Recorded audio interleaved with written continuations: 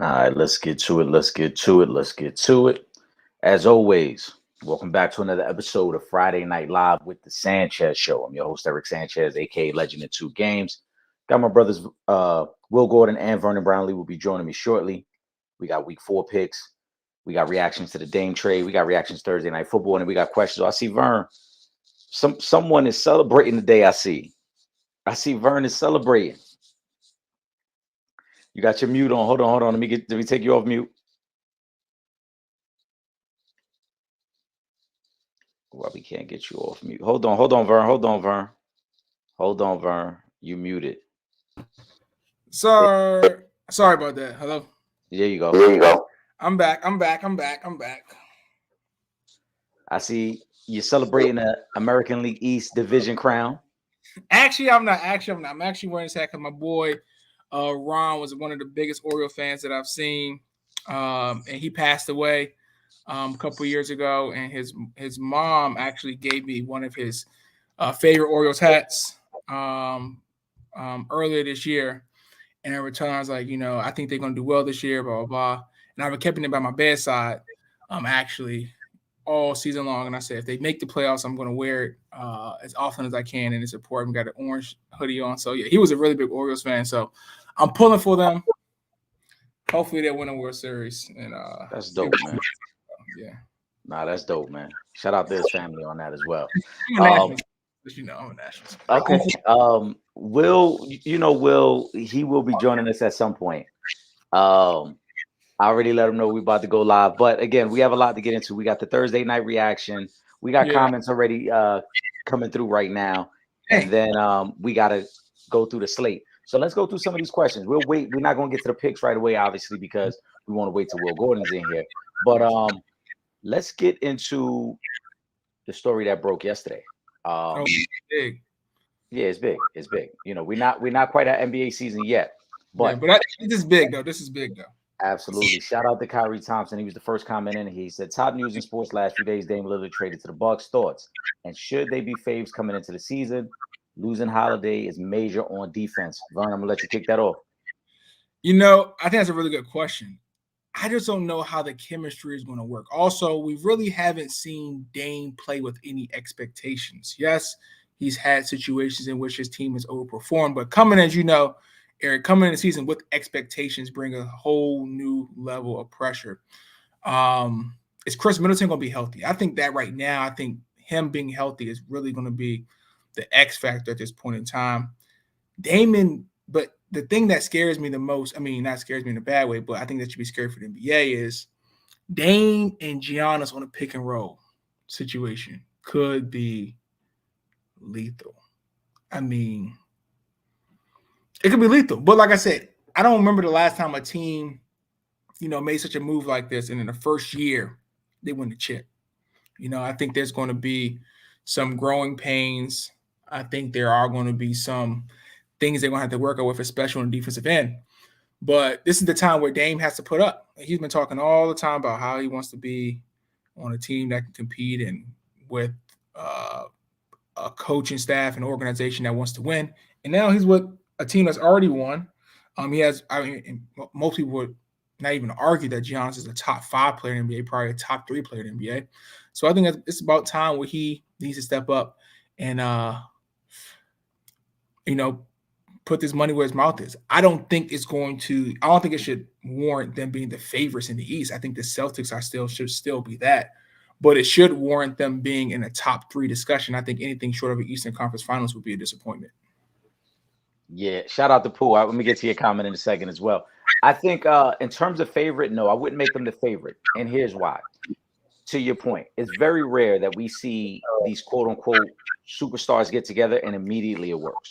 There are very few instances that it happens. Now, there are teams that have had some success putting superstars together, but to win it all normally doesn't happen year one. Normally, it takes at least 1 year of some growing pains for it to work. Defensively, they're going to be bad. Defensively, we can't ignore what it is. Dame is not a good defensive player. Chris Middleton is not a good defensive player. This team last year, when they got bumped by Miami, it was because of their lack of defense. It wasn't because of their offense. They were jumping out the big leads on Miami and then couldn't get a stop late in games. So I think that's still going to continue to be an issue. But in terms of the pick and roll, they're going to be devastating. I think in terms of complementing each other, they're going to be perfect because as great as Giannis is in late game situations, Giannis kind of shies away from taking over because he knows he struggles from the free throw line. He won't have to worry about that anymore. Dame can take over in the last 2 to 3 minutes, and Giannis can kind of play off of him and roam around. But for this to really work, Giannis is going to have to buy into being a defensive player of the year type player. Because when you look at their team, they're a little older. They don't really have the athletes. Outside of Giannis, Brook Lopez is kind of slow and clogs the paint. Chris Middleton is coming off 2 years of injury. Dame Lillard really hasn't played the last 2 years because of injury. So where are your defensive stoppers? Where are your guys who can get you the possession defensively that you need? Giannis is going to have to buy into this hybrid position of like, I'm just cleaning up the mess for everybody. Whether you get beat off the dribble or not, I'm going to clean it up. Dame's going to have to take a little bit more of the scoring load. And then you got a first-time head coach in Adrian Griffin. So expectations matched with the first-time head coach. Those things I think become a little difficult. Without a doubt, they're a top 3 team in the East. But if I had to put money on it right now, because, you know, we love to put money on things, Vern, I would have to take the Celtics. I think I like the Celtics a little bit more because of the pieces they have and because they've been through the wars. Milwaukee with Dame having been through the wars. And for as great as Dame is, we can't overlook the fact that team success really has never been there for Dame. I mean, he's been to 1 Western Conference Finals. He's missed the playoffs 4 times in 11 years. There have been multiple early round exits in the playoffs. And yes, he has the highlight big shots, but all of those has come early in the playoffs. None of those have been moments late in the playoffs when they needed to win a series. Those are all first round shots. So now the expectation is we can't just get to the first round. Like, as you mentioned, this is a team that just won a championship a couple years ago. We're expecting Eastern Conference Finals or better. Can they live up to the expectations? And that I'm not sure about. Yeah, no, I agree with you. But Eric, the only question I would have for you is, do you think Giannis could take on that LeBron type role? Right, almost. This kind of reminds me almost like LeBron and Kyrie Irving a little bit. Now, of course, Giannis is not the type of player LeBron is, but do you think Giannis could be more dominant on the defensive end to kind of cover up for what they lost with Drew Holiday if Damian Lillard is taking the offensive load or pressure off of Giannis? I think he can because, like I said, now his usage rate won't be the same. Offensively, they'll run a lot more through Dame. I wouldn't even be surprised if early in the season and early in games where they kind of let Dame just get his off, and where it's like Giannis kind of conserve yourself for late. Let Dame get acclimated with everything we're doing and let him get comfortable here. So Giannis can take advantage of that. But one of the biggest issues I had with Giannis last year was when Jimmy was cooking him in the playoffs, Giannis didn't take on the challenge of guarding Jimmy. And so that's where Giannis is going to have to be better now. Because like I said, they do not have that perimeter defender. And for as great as Giannis is, and he won a defensive player a couple years ago, he's got to take on that challenge now, that night in, night out, especially as the season goes on. Early in the season, you kind of, bait your time. But late in the season, when those games matter, he's going to have to guard Tatum.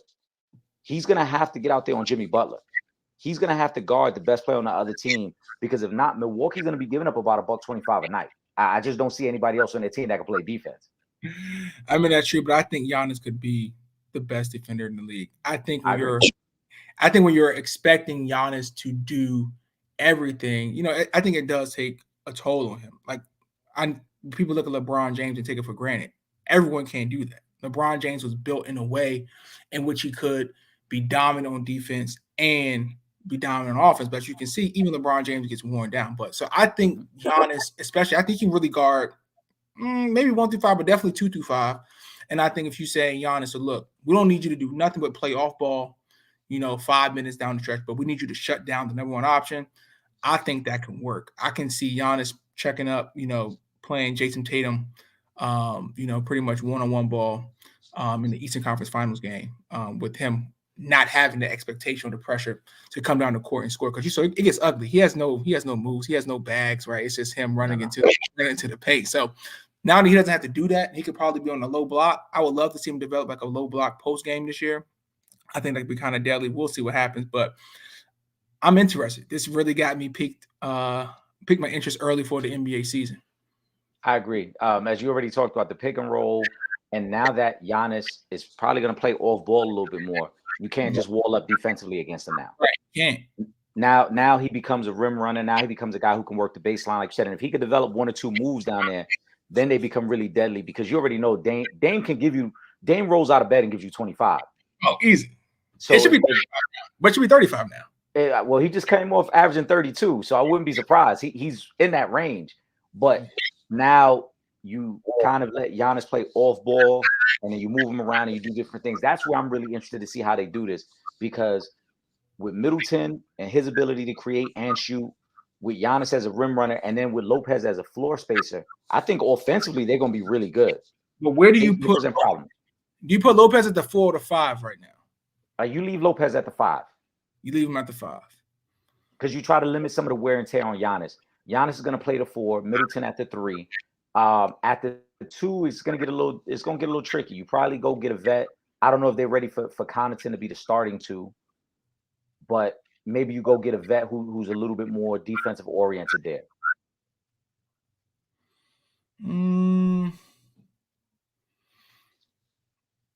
Interesting. I mean, I wouldn't be shocked if they try to make. I mean, I know Dillon Brooks just signed, but I think Dillon Brooks would have been a good fit for this team. A player like that, yes. A player like that. I think knowing what we know now, I think that would have been a good fit, but that's not possible right now. Shout out to Ron. He says, so where do y'all think Jrue Holiday will go, or does he fit the best? So where we think he's gonna go, where he fits best. Go ahead, Ron. I'm gonna get that to you. I think there's a lot of different places where he could possibly go. The question is what kind of trade package, because I was looking at, they're looking at multiple ones, etc. So you look at the trade package, how many teams are going to give that up for him or want to give that up for him? I know they want to move him. I like him to go. Honestly, I wish the Pelicans could give up a minimal package for him. I think I like him with the Pels. Maybe the Kings. I like the Kings fit. I like the Kings fit the best, but I just don't know if the Kings have the assets or want to part ways with.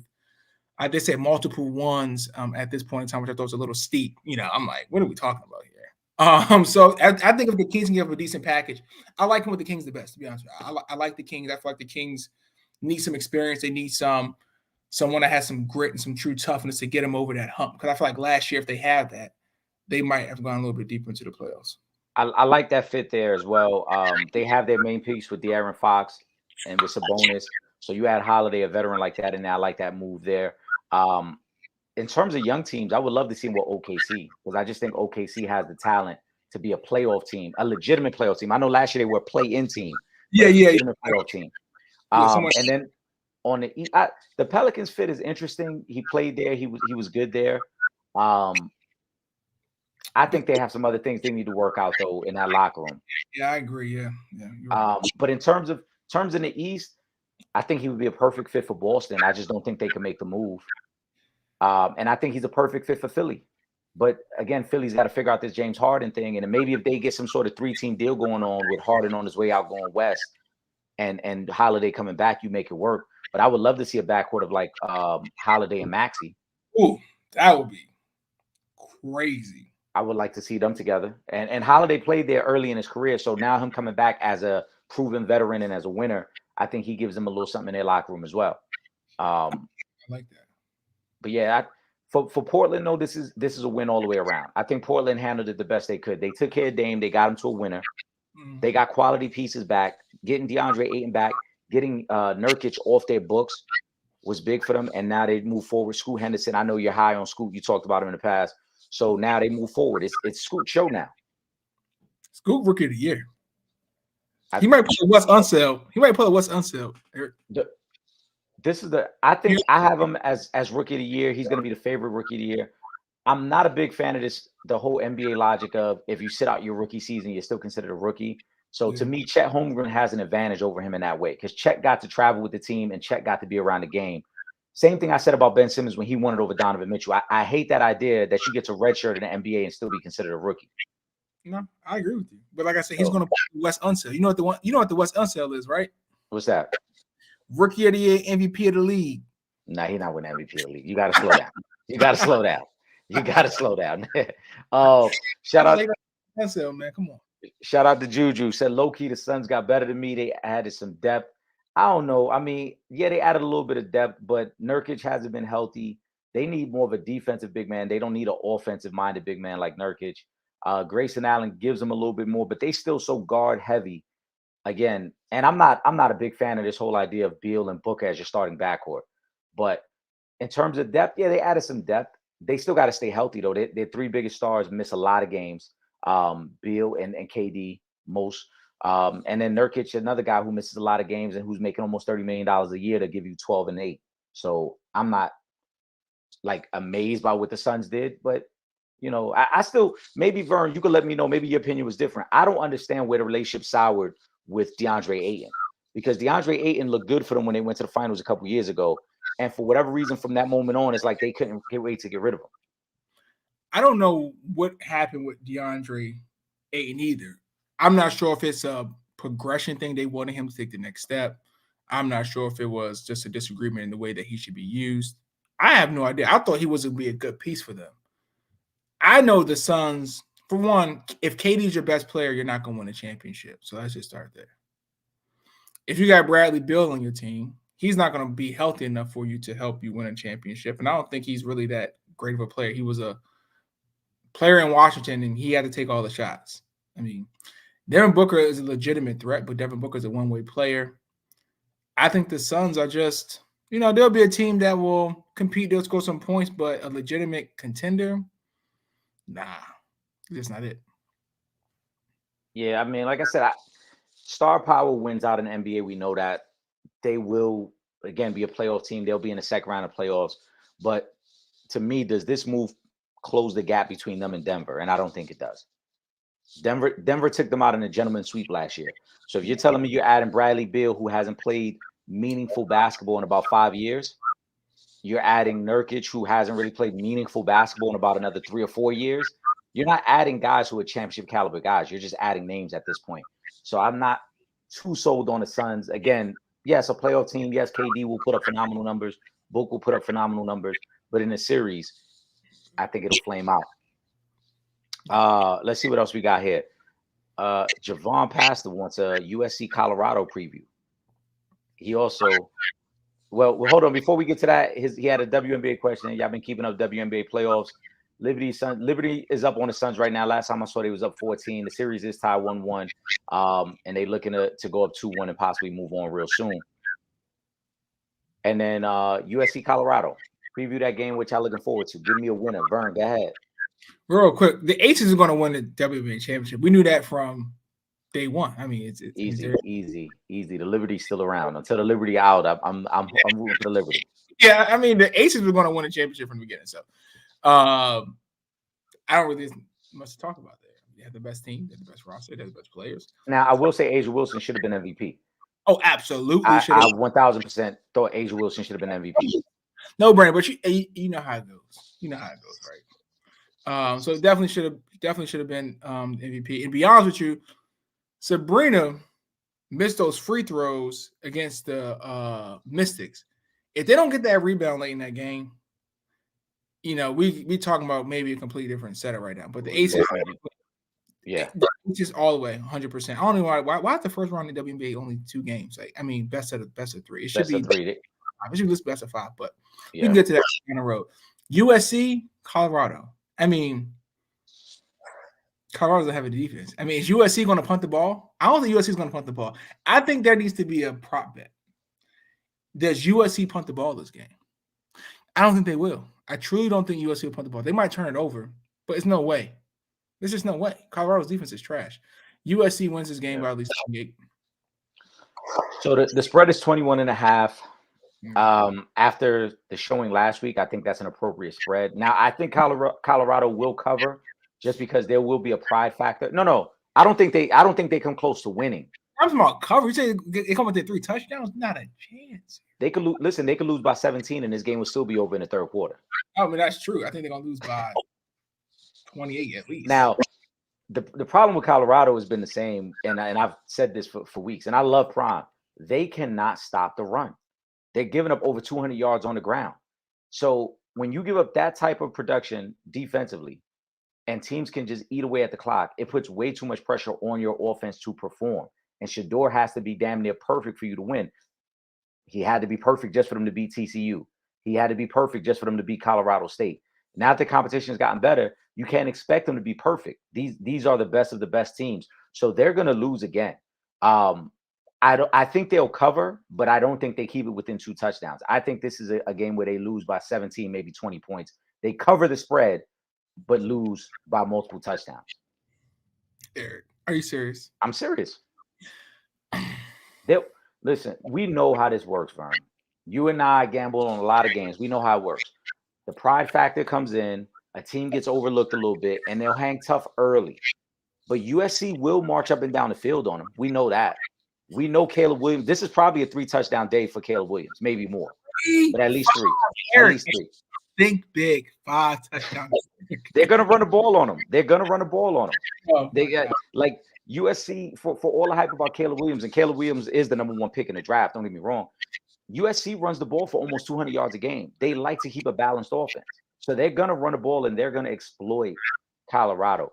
And for everybody who was hype on Dylan Edwards, the running back out of Colorado, cool story.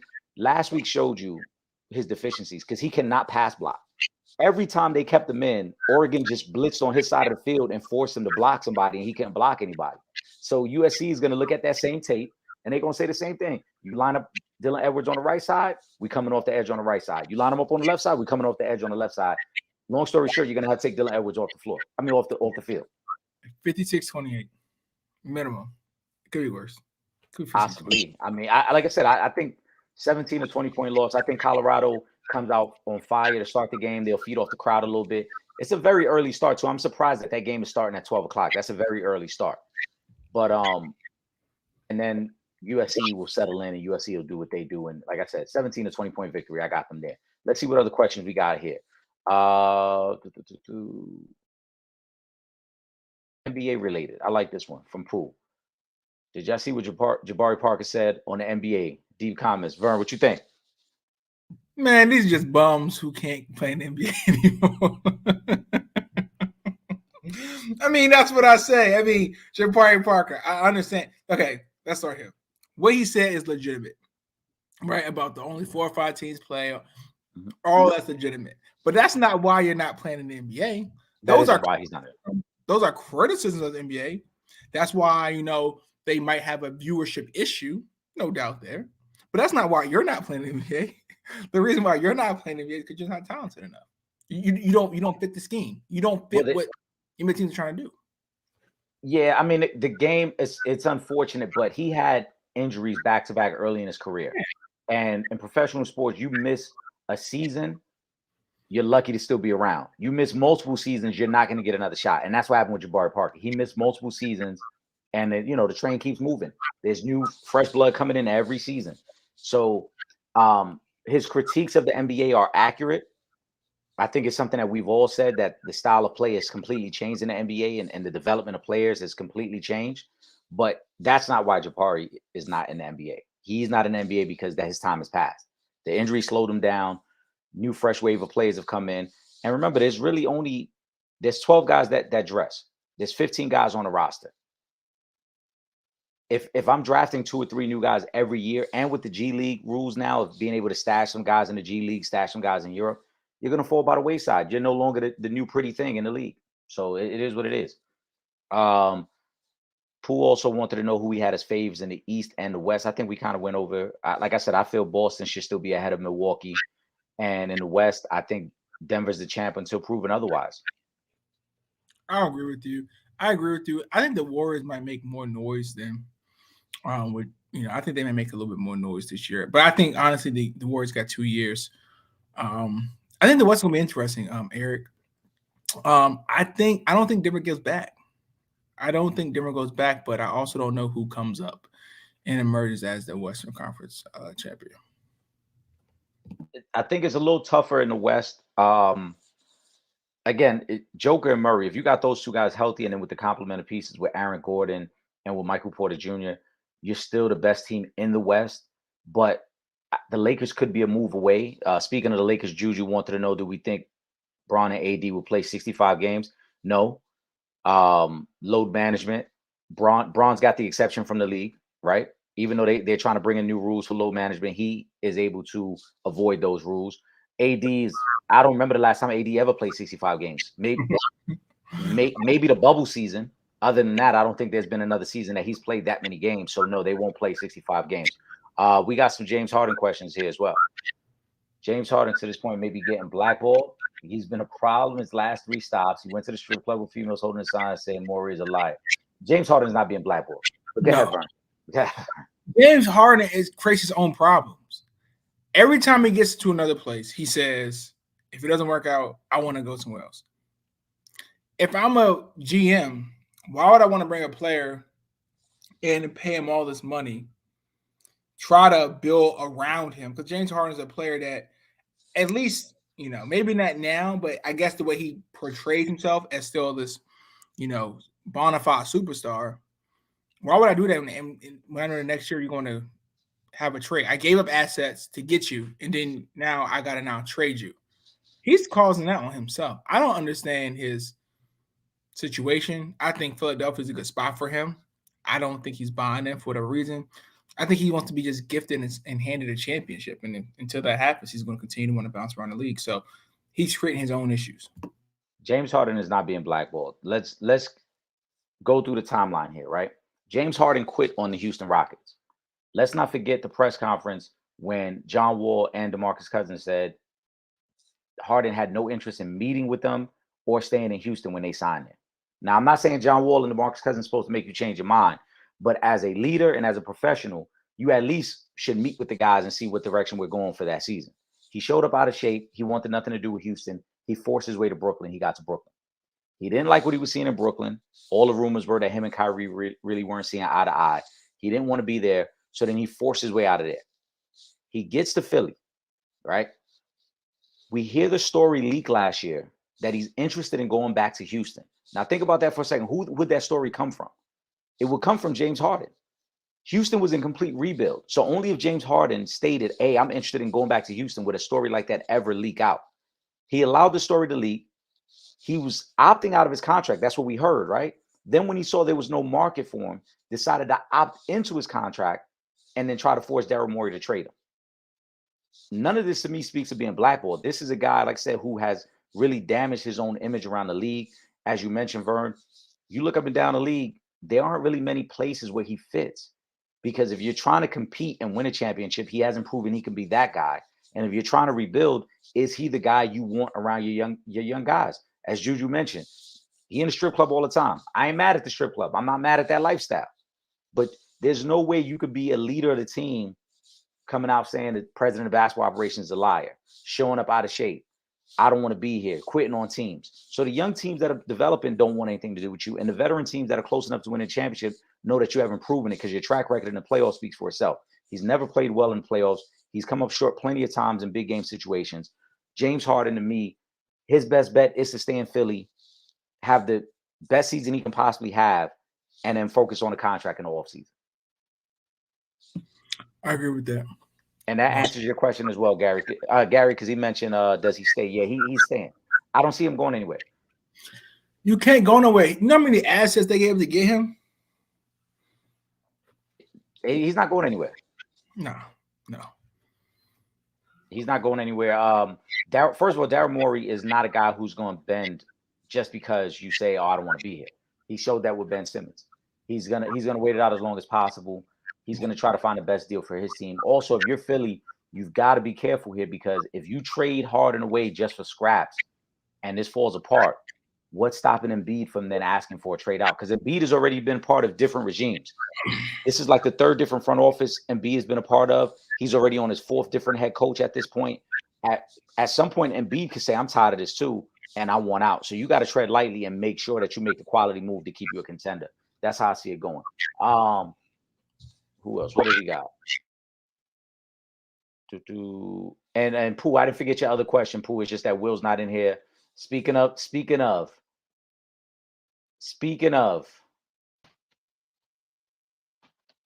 What up, you bitches? Speaking of, look who decided to grace us with his presence. What up, man? You just woke up from a nap. What it do? Yeah, I could tell. See? Hey, What's good, bro? The Nats and I got the O's. What it do, baby? Hey, if you fellas in too, man, my bad. I had It's all good. you Well, gotta let go sometimes, man. listen, What's up, Jack? we get into it. We answering these questions, man. We came on live. We had a lot. All the supporters showing us a lot of love, man. Again, as always, this is the Friday Night Live. The Opinionated Ones is part of the Sanchez Show. We do this every Friday night, 9 p.m. Make sure you subscribe to the Sanchez Show. After this, the episode goes up on Spotify. Make sure you subscribe on YouTube. You can follow us on Twitter, on Facebook, on Instagram. Will, this question for you. I was holding this one, man. Pooh sent in a bunch of questions, but this one was directed specifically for you. She wants to know why you got a problem, why you hating on the WNBA. Who? Pooh. Hating on the WNBA. I think you might have said something last week. With the viewership? I don't hate on the WNBA. I just keep it the way it is. Like who is missing it? First of all, like is there something that we supposed to be missing right now with the WNBA? She said she got a gripe because she saw you on Hoop's page when they said Asia Wilson got robbed, and you said who watches to know. Oh, exactly. Who watches enough to know? Now, Asia Wilson was my the MVP. bad. Hey, she was the MVP. Miss Lady. I appreciate you joining us, but ain't nobody checking for the WNBA. Okay, ain't nobody doing that. I mean, I know it's they got a league going on and they got some hoopers over there, but ain't nobody checking for Asia Wilson games. You know what I'm saying? I mean, and she's supposed to be a beast, but it's not like it's appointment television. It's just the sport. You know what I'm saying? I mean, no gripe. I know she's a hooper. But come on, come here. Look at me. Look at me. You really worried about WNBA Hold viewership? on. Don't listen. Pooh want to know. She like the WNBA. It's cool. We get into that. Too. Will. I get it. I'm just saying, yo, the WNBA, like who?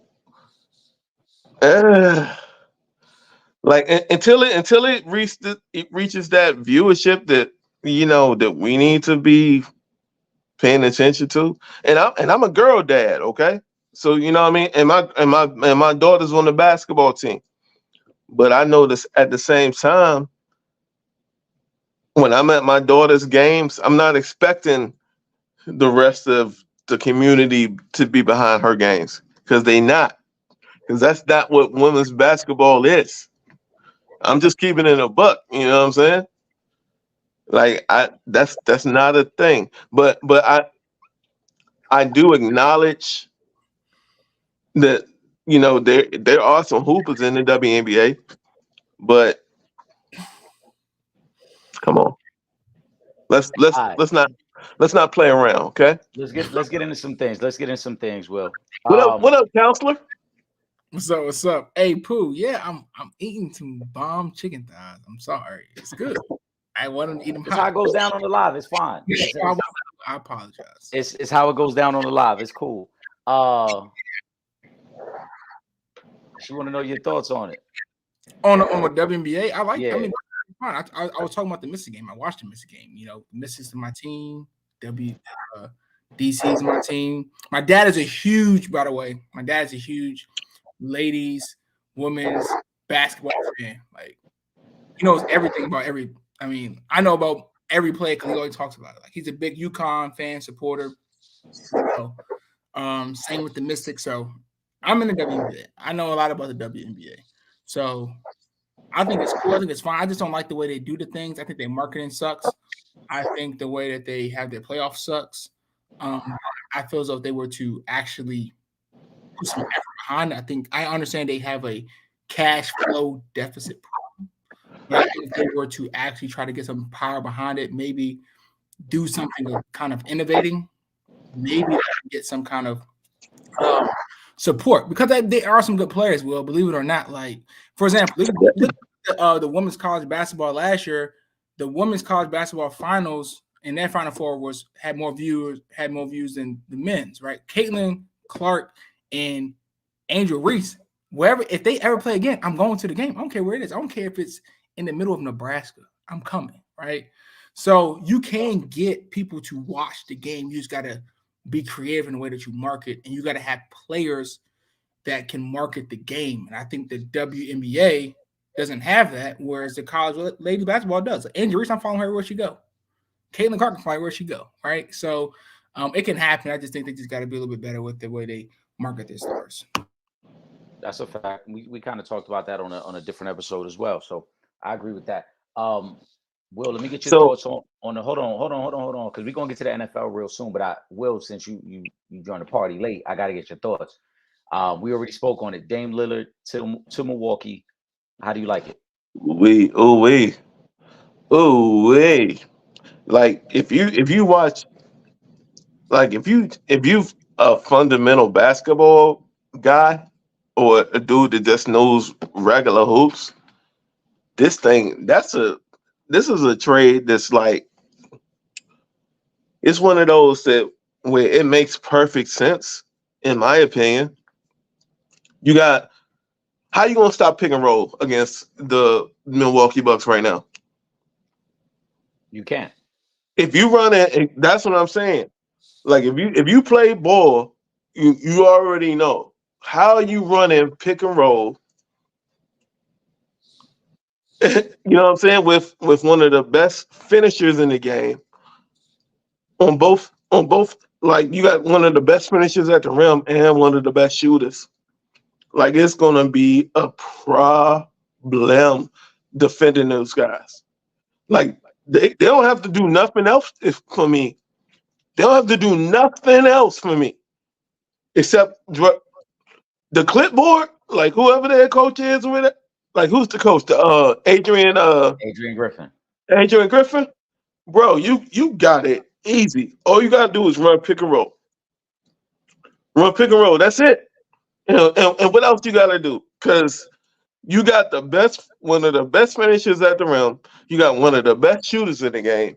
And then if anything else fails off the pick and roll, you hit the 3-man out to Chris Middleton, who's one of the best role players in the game.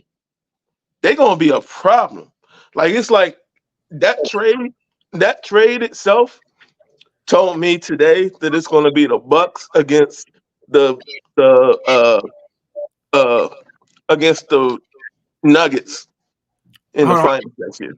I just gotta intervene. He called Chris Middleton a role player.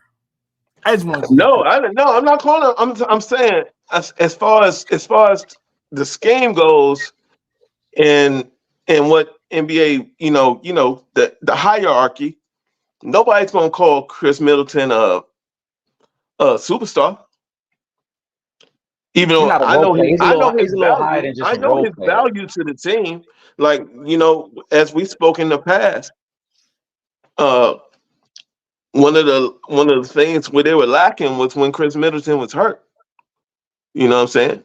But a healthy Chris Middleton with Dame and with Giannis, come on, man. That's easy work. That's easy work. I was about to mention this because we talked about it earlier, and Kyrie posed the question. What about on defense, though, Will? Because they do lose a lot. They lose a lot defensively, because Drew is a lockdown defender, but I think they gain so much offensively that it's enough to, make up for what they lose defensively. If that makes sense. You know what I'm saying? Yeah, like they're gaining so much offensively. Yeah, you feel they so skilled offensively that they just it's gonna offset what they don't have defensively. Exactly. See, you're gaining a 32 point per game point guard. You know what I'm saying? So I think what he does offensively and what he brings to the table will kind of overshadow what they're losing defensively and going to Drew Holiday. Okay, fair enough. I mean, I think they are going to be very good offensively. I think there will be some challenges defensively for them. And then Dame's got to stay healthy. Dame's missed a lot of time the last couple of years. So I that's the mean, other part. and let's not come on. Let's not act like he's Dennis Rodman. Okay, it's not like it's you know what I'm saying. It's not like we been out here talking about Drew Holiday being some kind of defensive god. You know what I'm saying?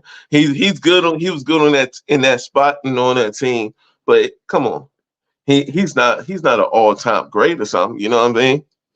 You know what I'm saying? This is a team, but this is like Dame is really bad defensively. So if you don't get Dame that's average, but if you don't get Dame is in terms of defensive ranking for guards, he was ranked like in the 240s out of all guards. Like in the 240%. Like he's a terrible defensive guard, Will. We about to get to what? How many guards you take? You want Drew Holiday? You want Dame? Of course you want Dame. BN. But let me ask you a question. Why did BN? Let's move on. That's not the end. That's not the end. That's not the end. Why did Milwaukee lose to Miami last year? Why did Milwaukee lose to Miami? Mm-hmm. Probably because Middleton didn't play the whole series. Middleton did play the whole series. They lost to Miami. Last year? Yeah. They lost to Miami because they couldn't get any stops. They blew 3 double-digit leads in that series. You sure Middleton played the whole series? Vern, am I missing something? I could have sworn Middleton played that series. Nah, he played that series. Yeah. They blew Milwaukee. Did you see down the stretch what was happening in the fourth quarter? It was almost as if they were just collapsing on themselves. They blew 3 different leads in that series. They blew a 15+ points. 3 different leads. Bet on the Bucks. We made a big in that series. Yeah, they could not get a defensive stop. So it's not as simple as saying, "Oh, who do you take, Dame or Drew?" It's a matter of they can't get stopped. Now, Giannis missed time in that series. Remember, Giannis got hurt, I believe, in game 1 of that series, and then didn't return to like game 3. So he missed like a game and a half. But they still can't get stopped. That's kind of a factor. Of course, but they still let's just brush over that. But Will, Giannis was on the floor when they blew a 17-point lead.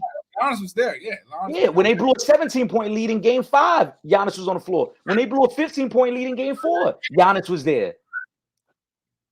So nobody's discounting that Giannis missed a game and a half. I'm just saying that even with Giannis there, they could not get stops.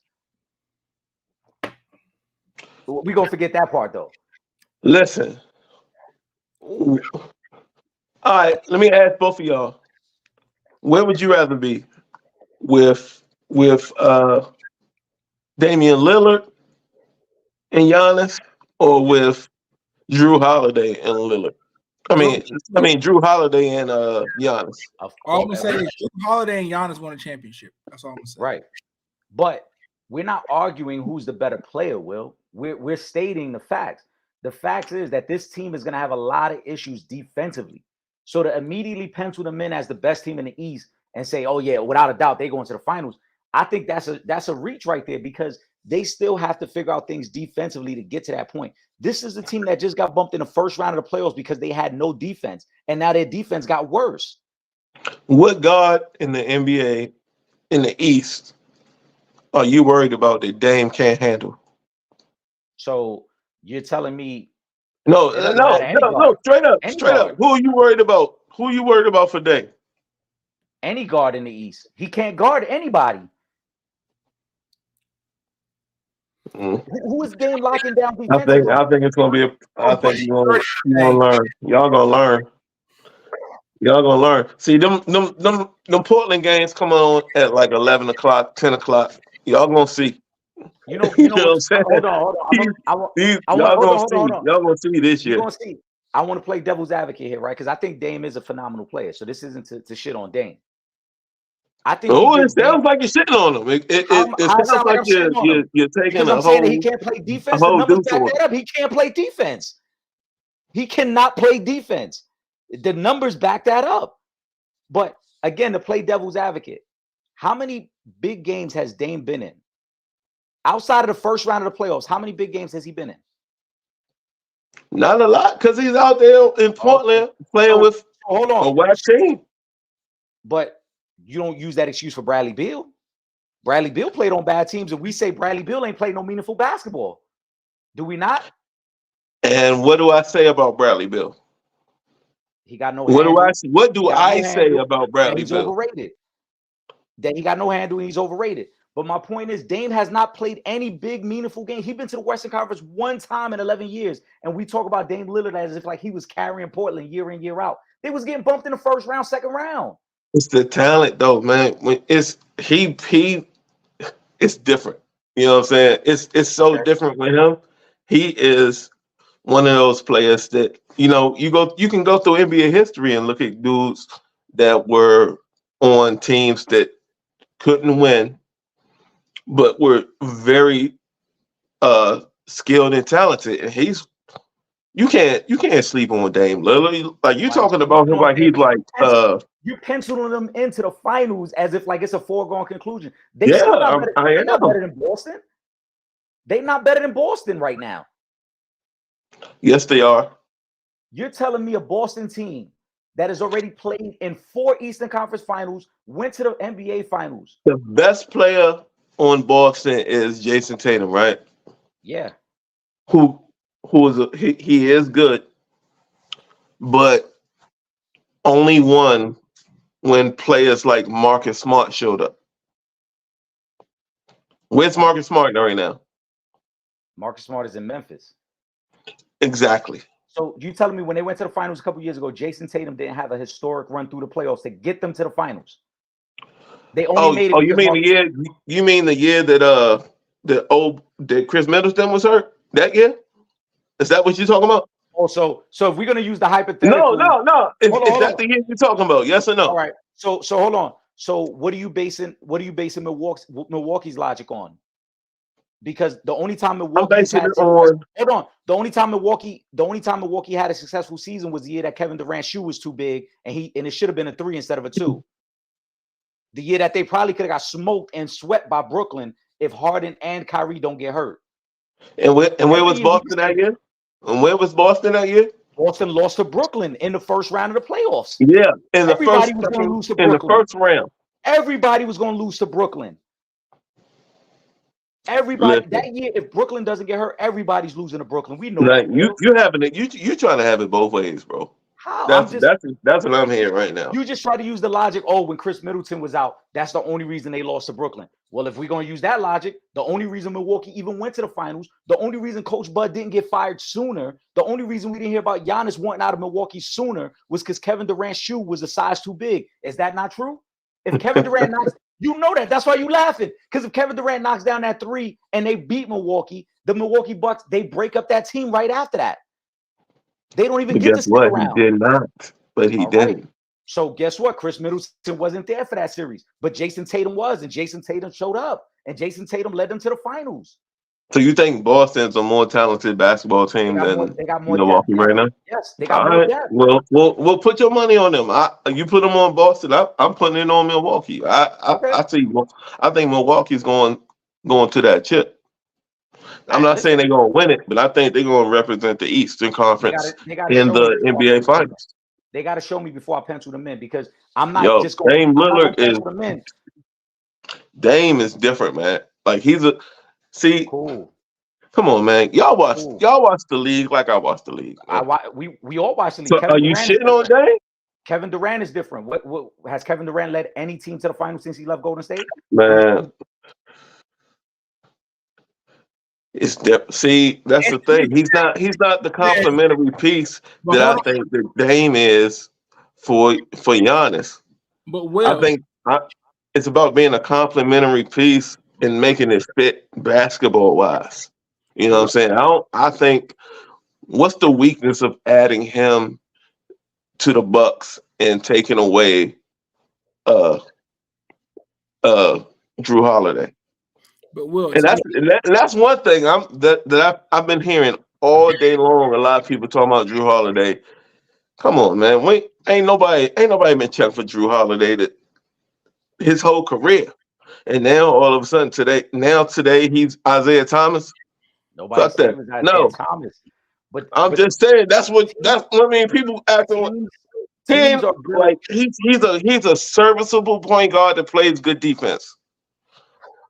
Dame Lillard is a dude that can give you 60. Cool. And he's I mean, right or wrong, Dame and, can give you 60. And he can give up 45 on the other end. But he don't. But on with a team with Giannis, that's not the role. So, what's not the role? The role is get your spots, get your offense going, and score. You know what I'm saying? That's his role, and that's been his role. I don't think he's going to have a problem with that. So for a team that's going to be so reliant on their two stars, what happens the first time that one of those guys have an off night? You still going to get 30 out of one of them. But 30 out of one of them doesn't win you the game or a series, Will. Neither does Drew Holiday giving you 15. It's not about just the 15. It's the impact he gives you on defense. He helps you on defense. Man, see, this is what I'm talking about. You're talking about him like he's Dennis Rodman. No, he is not. Nobody's talking about him like he's Dennis Rodman, Will. You talking about? I mean, you talking about his defense like he's just like the ultimate game stop. Like, I never said he was the ultimate game stopper, but they have no other perimeter defenders, Will. Nobody on that team can stop dribble penetration. Nobody on that team can actually play defense aside from Giannis. Who else is making a defensive stop on that team, Will? So you think Dame just gonna be waving the curtain like the Matador joint? He's just a Matador, huh? I promise you all year, Dame is gonna be in scoring battles with every other guard. When they play Cleveland, I promise you right now, Donovan probably going for 40 on him. And if they put Garland on him, Garland going for 30. I promise you. How many games do you think they can win? Regular season, they're going to win 52 to 55 games. Oh, it's such a tragedy. Who said a tragedy? Man, we better get Drew Holiday back so they can win one more game. Okay, so we talking regular season. How many games do you think they win with Drew Holiday? Stop, Will. You know that you're trying to alter the argument now by talking regular season wins. This is not a move that's made for regular season. This is a move that's made to win championships. So it don't matter whether they win 52, 53, 54, 55 games. If they get into the playoffs and they can't stop anybody and they get bumped in the first and second round, it's a failure. Just like when KD went to Phoenix last year. Phoenix couldn't stop anybody. So what happened the moment they played a good offensive team, right? They got smoked. They got a gentleman sweep up out of there. You know that. That's why you laughing. You know that's what it is. No, the reason I'm laughing is because once you roll the ball out, it's in some situations it just comes to hoopers. And once they roll that ball out, they gonna hoop. You know what I'm saying? Like, you can't tell me that Dame and Giannis can't figure it out. And Chris Middleton. Are you kidding me? Are you kidding me? They gonna figure it out, bro. Once they roll the ball out, it's only one ball on the court. Once they roll that thing out, it's gonna be a problem. I'm telling y'all. I'm telling y'all. I mean, and if I'm wrong, I'm wrong. But we can revisit this, in a couple months, and we're gonna see. But once you roll that ball out with Dame, with Giannis, and with Middleton, bro, that's a issue right there. That's an issue. And then look, let's revisit around All-Star break when they are the number one seed in the East. Cool. And then I'm gonna ask you why. And then don't tell me because Chris Middleton. I mean, because Drew Holiday is on another team and they just middling. That's what they're gonna be doing. They're gonna be middling. I'm not putting any. This move has nothing to do with regular season for me. So I really don't care if they're the number one seed or not. This move has nothing to do with regular season for me because Milwaukee was already a top 3 team before Dame. So we expect them to be a good regular season team. This move was made to win a championship and to keep Giannis in Milwaukee. Was it not? It was more Hold so on. to keep. Yes or no? Was it made to try to win a championship and keep Giannis in Milwaukee? No, it was more to keep Giannis in Milwaukee. Giannis asked for help. Giannis said he wanted to stay there, but he wanted to see improvements. Right, because Giannis And, also and, said, and "I guess want to where be he playing for a wanted to see an championship." improvement? Was at the point guard position. Do we disagree with that? That Giannis Giannis wanted to have a better point guard? probably, but Giannis did he And not say he in his got statement? one. Did he not say in his statement, "I want to be playing for championships, and if this organization is not playing for championships, then I need to reevaluate where I'm going to be"? All right, so let me ask you this. Hold on, did he say that?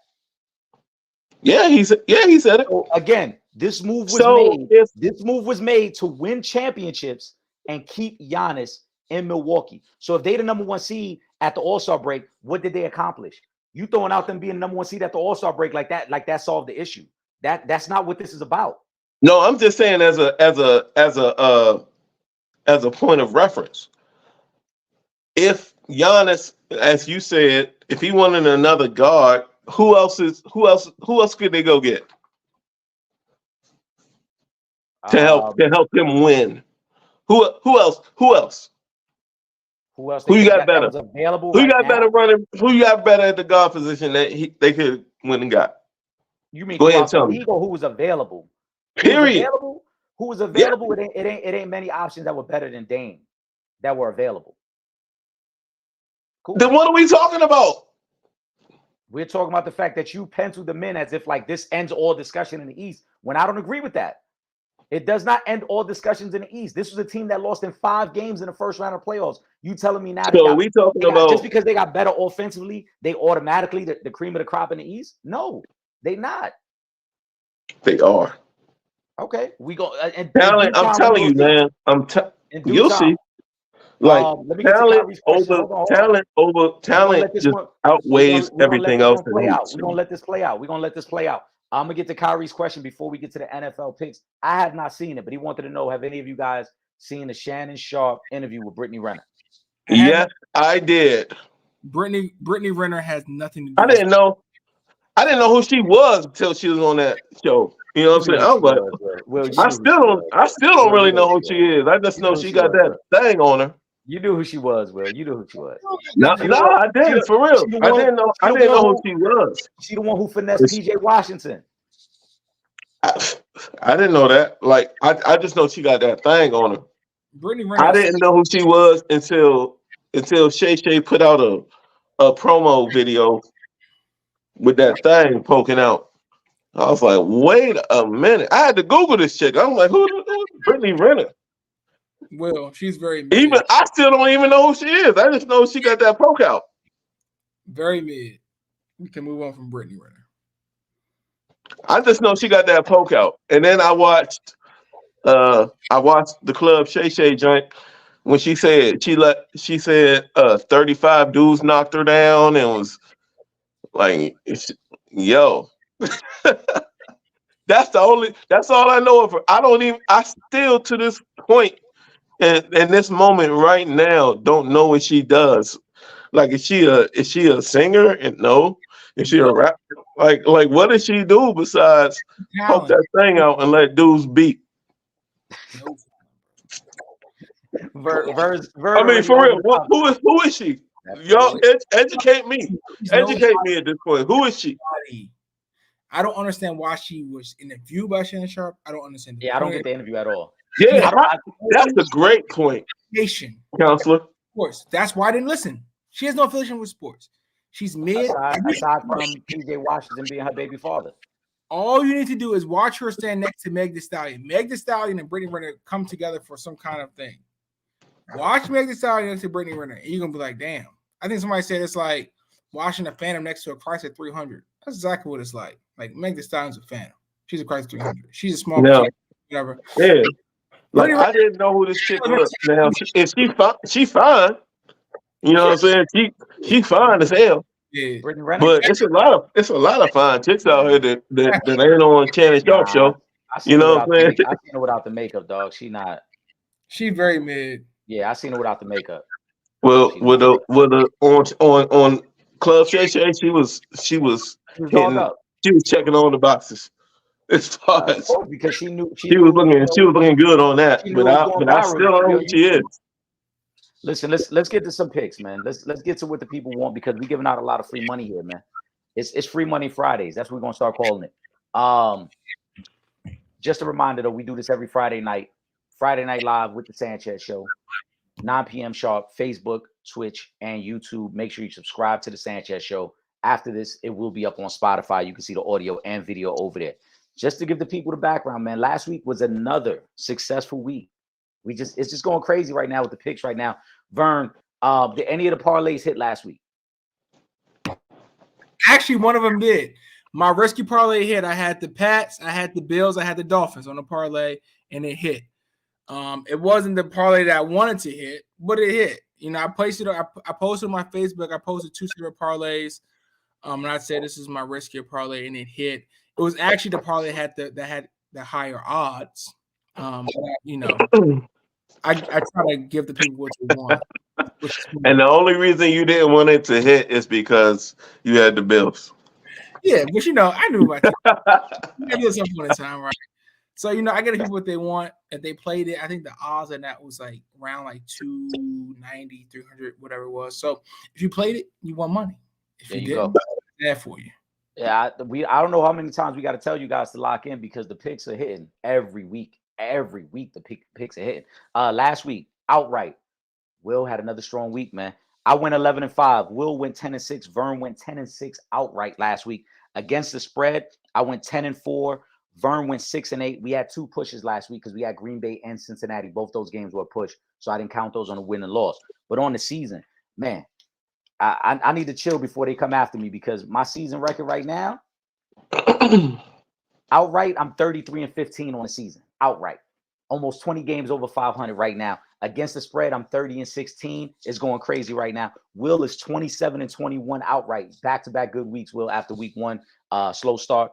Vern is 30-17 outright, 23-22 against the spread. We're going to get that right this week, though, man. Again, you do what you want with the picks, but they hitting. And the 401k pick, we have not missed on a 401k pick week yet. Last week, season, yeah, we've been 100% on the 401ks, right? 401k pick of the week has been a lock without a doubt every week this season. Last week we gave you we all like Kansas City, but I took Miami. Vern tried to question me on Miami. I don't know why, because Miami went out there. Miami gave us a 70 piece last week. They put up a 70 piece. So, hey, look, I told you the Colts are going to cover though, and what happened? They won a game. So, hey, let's start. Let me address that real quick. The Miami game last week.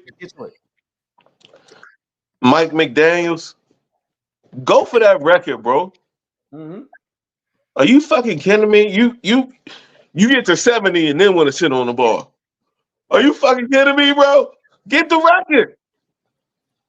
Like you cheated every one of those players on your team out of being a part of the highest scoring game ever. You know what I'm saying? Like you get to 70 and now you wanna sit on the ball. Now you think it's time to you know what I'm saying? Oh, I don't want to blow them out. Bro, you up 50. And you wait till then to not kick the field goal and give these dudes the opportunity to say that they were on the highest scoring team of all time. The only issue is what the dude said, pull off the reins. So that's why he did it. Dude, you at 70. You up 70-20. He want to score no more. So he listened to his teammates, which is a good coach do. So I hated that. I think I hated that. I hated that. I think they really should have kicked the field goal and got the 73 to make it the highest scoring team of all time. Like you got 53 guys on that roster that you could say you were on the highest scoring game in the history of the NFL, but you didn't. Why? Because you thought you was running up the score when you was already up 50? Man, get out of here with that bullshit. Anyway. When they were at 49 points, they were still throwing the ball. So at that point, if you weren't going to slow down then, you might as well say, yeah, we going for it. Because, look, what are we getting conservative for now? When we were up 49 to like 14, we were still throwing the ball. So now we want to They get should have been conservative. running. They should have been a run play every game. I mean, every play from the second half. Yeah. if they were trying to be so, you know what I'm saying? So oh well, we don't want to run up the score, and then no, fuck that. Go get it. Go get that shit, man. Listen. All right. Let's get to I the hate picks. that. I hate that for every player on that team because Vern, they I did. deserve. And they did it without Jalen Waddle. Yeah, they went crazy. Let's get to the picks. They We they good. We needed good. to Let's get to go. the picks. Let's get to They the needed to picks. get that Will. number. Let's get to the picks. Let's get to the picks. My bad. All right. Vern, I'm gonna give you a chance. I didn't get your pick for yesterday, but I had Detroit. I put it the post up. Will had Detroit because he let me know, hit me up. Did you have Detroit yesterday or did you have Green Bay? Actually, I did not. And all honesty, I had the Packers. So Okay. Thanks for being honest. We appreciate that. We appreciate that. Did we see anything in yesterday's game that changed our opinion about these two teams? I thought Detroit was the better team. I talked about it. I thought they showed it. I think Detroit is legit. You know, Eric, I had the Packers as my NFC North champs. I'm kind of shaky about that right now. Jordan Love has not looked good against anybody except the Bears. Everyone was good against the Bears, including so Yeah, I'm a little. that's an issue. I'm a little shaky. That's an issue. It looked like the Detroit Lions might be able to run away from this division unless the Packers can play the Bears 4 times, and I don't think that's possible. So I'm a little nervous. Okay, Will, anything you saw yesterday change your opinion on either one of these teams?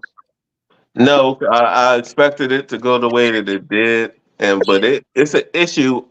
What I would be worried about is, as a Packers fan, Jordan Love, like week 1, oh yeah, he looked great, but like the counselor said, it was against the Bears. You know what I'm saying?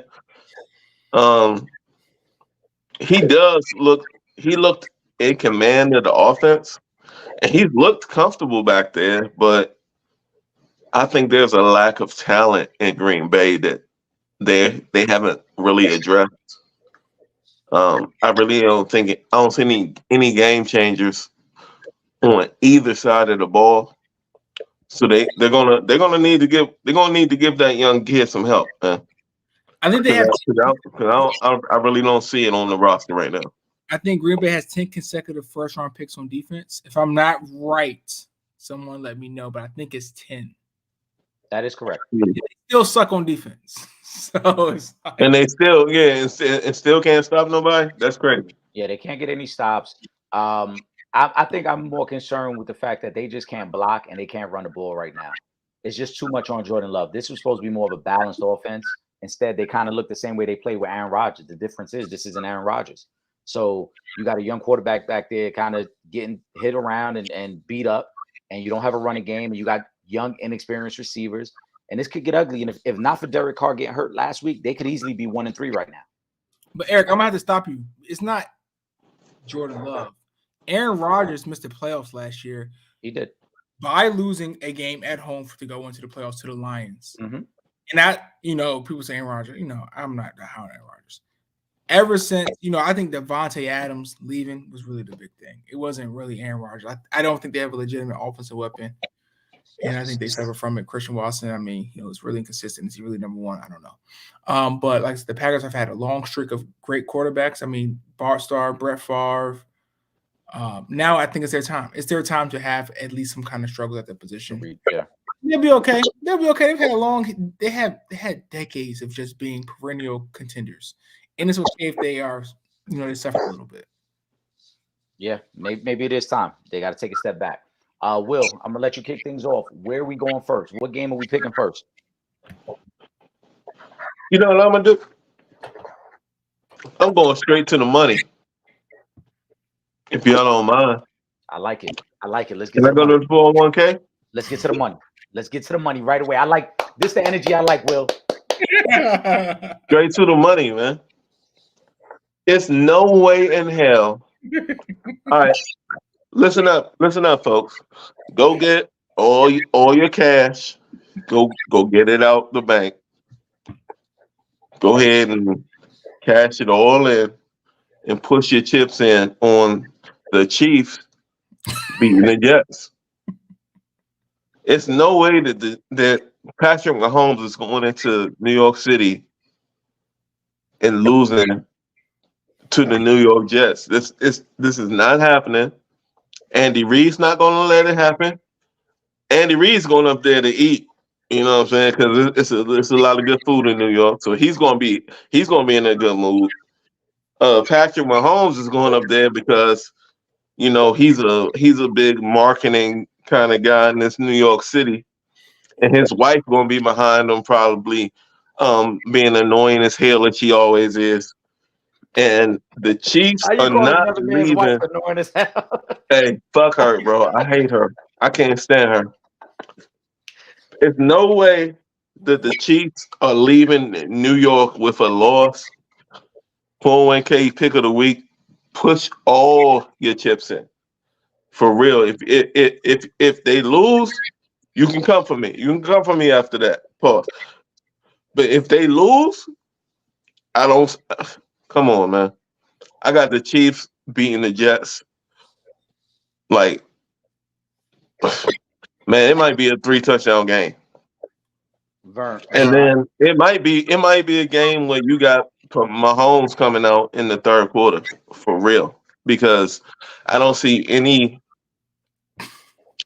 Like, I've been watching football my whole life. There's no way that this New York Jets team should even compete with this Kansas City Chiefs team.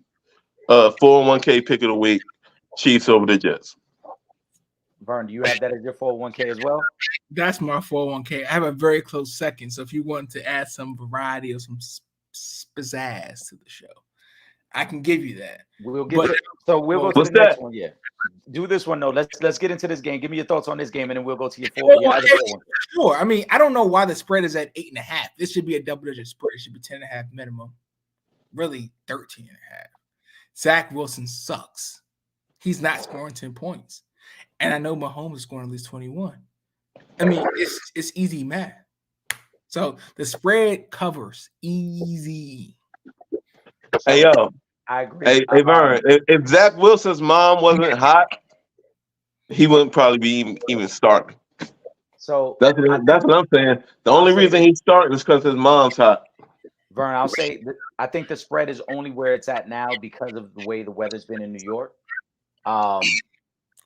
It's been a lot of rain, so that track could be a little. It ain't rain on Sunday. Well, that's a good point. Jets defense is good, but their offense is terrible. Offense has only put up 10 points the last 2 weeks. The Chiefs defense is actually pretty good too. Chiefs defense has been slowing people down.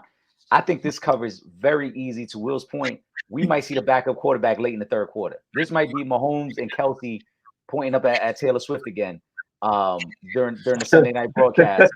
This game is going to get very ugly on Sunday. I got the Chiefs as my 401k. I got another one I'm going to put in the 401k as well. But I think we're all in agreement. This is the one right here, fellas. This is the vacation money right here. Cash out, put it all on the Chiefs. I'm thinking about putting 2,000 on this game. Yeah, and let me know. Counselor? You said 2,000?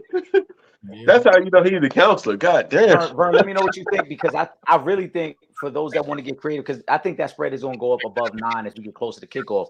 Absolutely. You could take Kansas City. You could take Mahomes plus 250 yards passing, and maybe even a Kelsey anytime touchdown in there as well. Yeah, but right now you got value because remember it was at 9.5. Eric, open at 9.5, and now we're 8. So if you're going to take it now. This is what the value is at. Right. But even if you wanted to be even a little bit less risky, what I always tell people is either take it at 2.5 or take it at 5.5. Don't take it between that. But I mean, can we talk about the Travis Kelce Q rating? No. Yo. Please, no. What's up, Counselor? What's wrong, Counselor? The Q rating of Travis Kelce since last week when he had Taylor Swift in the suite with his mom. This is by Monday. I think it's gone way up since then. By Monday, Travis Kelce, who is one of the best players in the NFL history, we will all agree on that, right? Especially at his position. Right. He invites Taylor Swift, who I don't know one song of hers, but I know she's mad famous. I'm not knocking her at all. I know she's like she's a fucking megastar. But by the end of the day, he had 300,000 more social media followers. And then by Monday, his jersey sales went up 400%. What? Like, yo. And earlier in the week, before she even went to the game, shout out to For the Love of the Game. If y'all don't follow it, what's wrong with you? Come to For the Love of the Game. I put in there. You better put one in here, bro. You better put one in her because she. Yo, Not you better put one in. are you serious? Like, yo, like what? She's like next level famous for him. You know what I'm saying? You got 300,000 more followers. You got all this merch sales and everything else. That ain't Chiefs fans, bro. That's her fans. You know what I'm saying? And she's worth $800 million. You better put one in her, bro. The bread is crazy. Anyway, Vern, give me your other 401k pick of the week because you teased it, so I want to hear what you got. Here it is. Let me tell you something. I'm doing an unconventional 401k pick of the week. I'm going out there with it. I'm telling y'all how to get the money. Broncos over the Bears. It's not going to be close. 21-3 at half. Game ends like 31-17 maybe. Justin Fields has 125 rushing yards, but doesn't mean anything because he runs the ball. Who cares? Broncos over the Bears is a lock. What's the line? The reason why you want this 3.5. The line is 3.5. Yeah, I don't care. If they in Chicago? And Chicago. Let me tell you something. They had minus 154. So when you look at I got that. When you look at the odds of the game versus 390, you can put down half as much money and make twice as much money. So if you want to go with a team, I'm telling you, let me tell you something. Every quarterback has looked great against the Bears. Every single one. Remember, Mahomes. Oh, is Eric Bieniemy the reason why they're struggling? Oh, let's put up 35.5. Oh, we forget about Eric Bieniemy. They played the Buccaneers. Oh, Baker Mayfield, is he back? Right? And then they play Jordan Love. Oh, Jordan Love. Oh, I'm like, my Packers feel safe. Russell Wilson and Sean Payton are going to get on track this week. And they're going to absolutely smoke the Bears. Smoke the Bears. Like I said, it's going to be 21-3 easy. The Bears are just not a bad team. They're a dysfunctional team, dysfunctional franchise. It is the lock of the week. The only reason this is 3.5 is because the Broncos got smoked. Got smoked by 50 last week. Look, it's like that. You gotta look at the lines. You gotta juice the lines. You gotta say a team not gonna beat by 50 again. They are going to. This is where we make our money, fellas. I agree with you. This is where we make our money, fellas. But I don't think it's gonna be some blowout though. I think it's gonna be a more like a 17-14 kind of game. Look. If that low, 14-10. And I send Eric. But I do have Denver though. But how much money you put on that bad boy? I'm gonna say this. Vern, you have reached a different level of gambling if you're gambling on the Broncos and the Bears. It's just different. Yeah, that's a degenerate right there. You're a degenerate if you like you are really trying to hold on. Think about what you just told us, Vern. You are convincing the listeners to cash out their 401k and bet on the Denver Broncos, who just lost by 50 points. The money is right. I'm telling you. Eric. The money, fuck that. The money is not right, Vern. I'm not tailing this one. The Broncos are going to win this You're a game. DJ, bro. Eric, The Broncos are going to win this game. Vern, you know this, Vern. You've been gambling on football for a long time. When you got two bad teams, you just take the points. No. This For is real. So that's your 401k? Hold on. This is why the game is special. Listen, please hear me out. Please hear me out. The only reason the line is not 6.5, the only reason, because there has been an admiration. Can't be about 50 points. This is exactly what gamblers like me love to see. We love to see a team show out in a way that it's uncharacteristic for us to get a better line. You're a degenerate. We got a great line here. Listen, I'm telling you, Eric. Take the money line, please. If you're gonna do it, just take the money line. Do not take the points. For real, yeah, right. Yeah, you a DJ, man. Counselor, I'm taking the Bears. Counselor, I object. I'm You're a telling you, DJ. Vern, these might be the two worst teams in the NFL. I'm taking Bears -7. The difference between 31 and -7. The difference between 31 and Jesus. 30 is You're so a DJ, bro. that we can't even understand it. 31 is so much.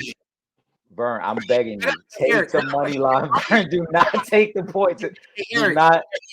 Eric, listen, if I were to race Usain Bolt, it was just me and him. He comes in number 1 and I come in number 2, right? I'm in second place technically. It doesn't matter. That gap between first and second is so large. It doesn't matter. Same one between 30 and 22. I'm telling you. I'm just saying. Vern be betting on puppy races. Vern, you a straight DJ, bro. Vern got a futures bet on the dog show in New York. Vern betting on That's what I'm saying. That's what I'm saying. He be betting on puppy races, man. Vern a straight DJ. I'm just gonna say this. I think the Broncos are gonna win the game. I expect the Broncos to win the game. I would just take if I'm gonna take points on either side, I'm just gonna take the points with the Bears because I don't think the Broncos are good enough to beat anybody by any spread. I would not be surprised, Vern. I would not be surprised if the final score in this game is 14-13. You're Eric. Yeah. That's a lot like what I'm thinking. It's 14-13. Okay, my question is, I just have one question. Or 14-10, like in that neighborhood. One half, the Bears played a competitive game, which is absolutely none of this NFL season. None. The Broncos have played a competitive game every single week except no, they did not. What are you talking about? But this is what I'm gonna say, Counselor. The Broncos played one competitive game on opening day. No, they did. They played the Commanders. The Commanders put up 31 points on them. That game was over. That's a game. It was a 2-point game. They needed a Hail Mary at the end of the game just to save face. It was up 21. I got more faith. I got more faith in Russell Wilson and Sean Payton than Eberflus and the young kid. Hey, I'll make you a bet, Eric. The Bears will beat the Broncos will beat the Bears worse than the Chiefs will beat the Jets.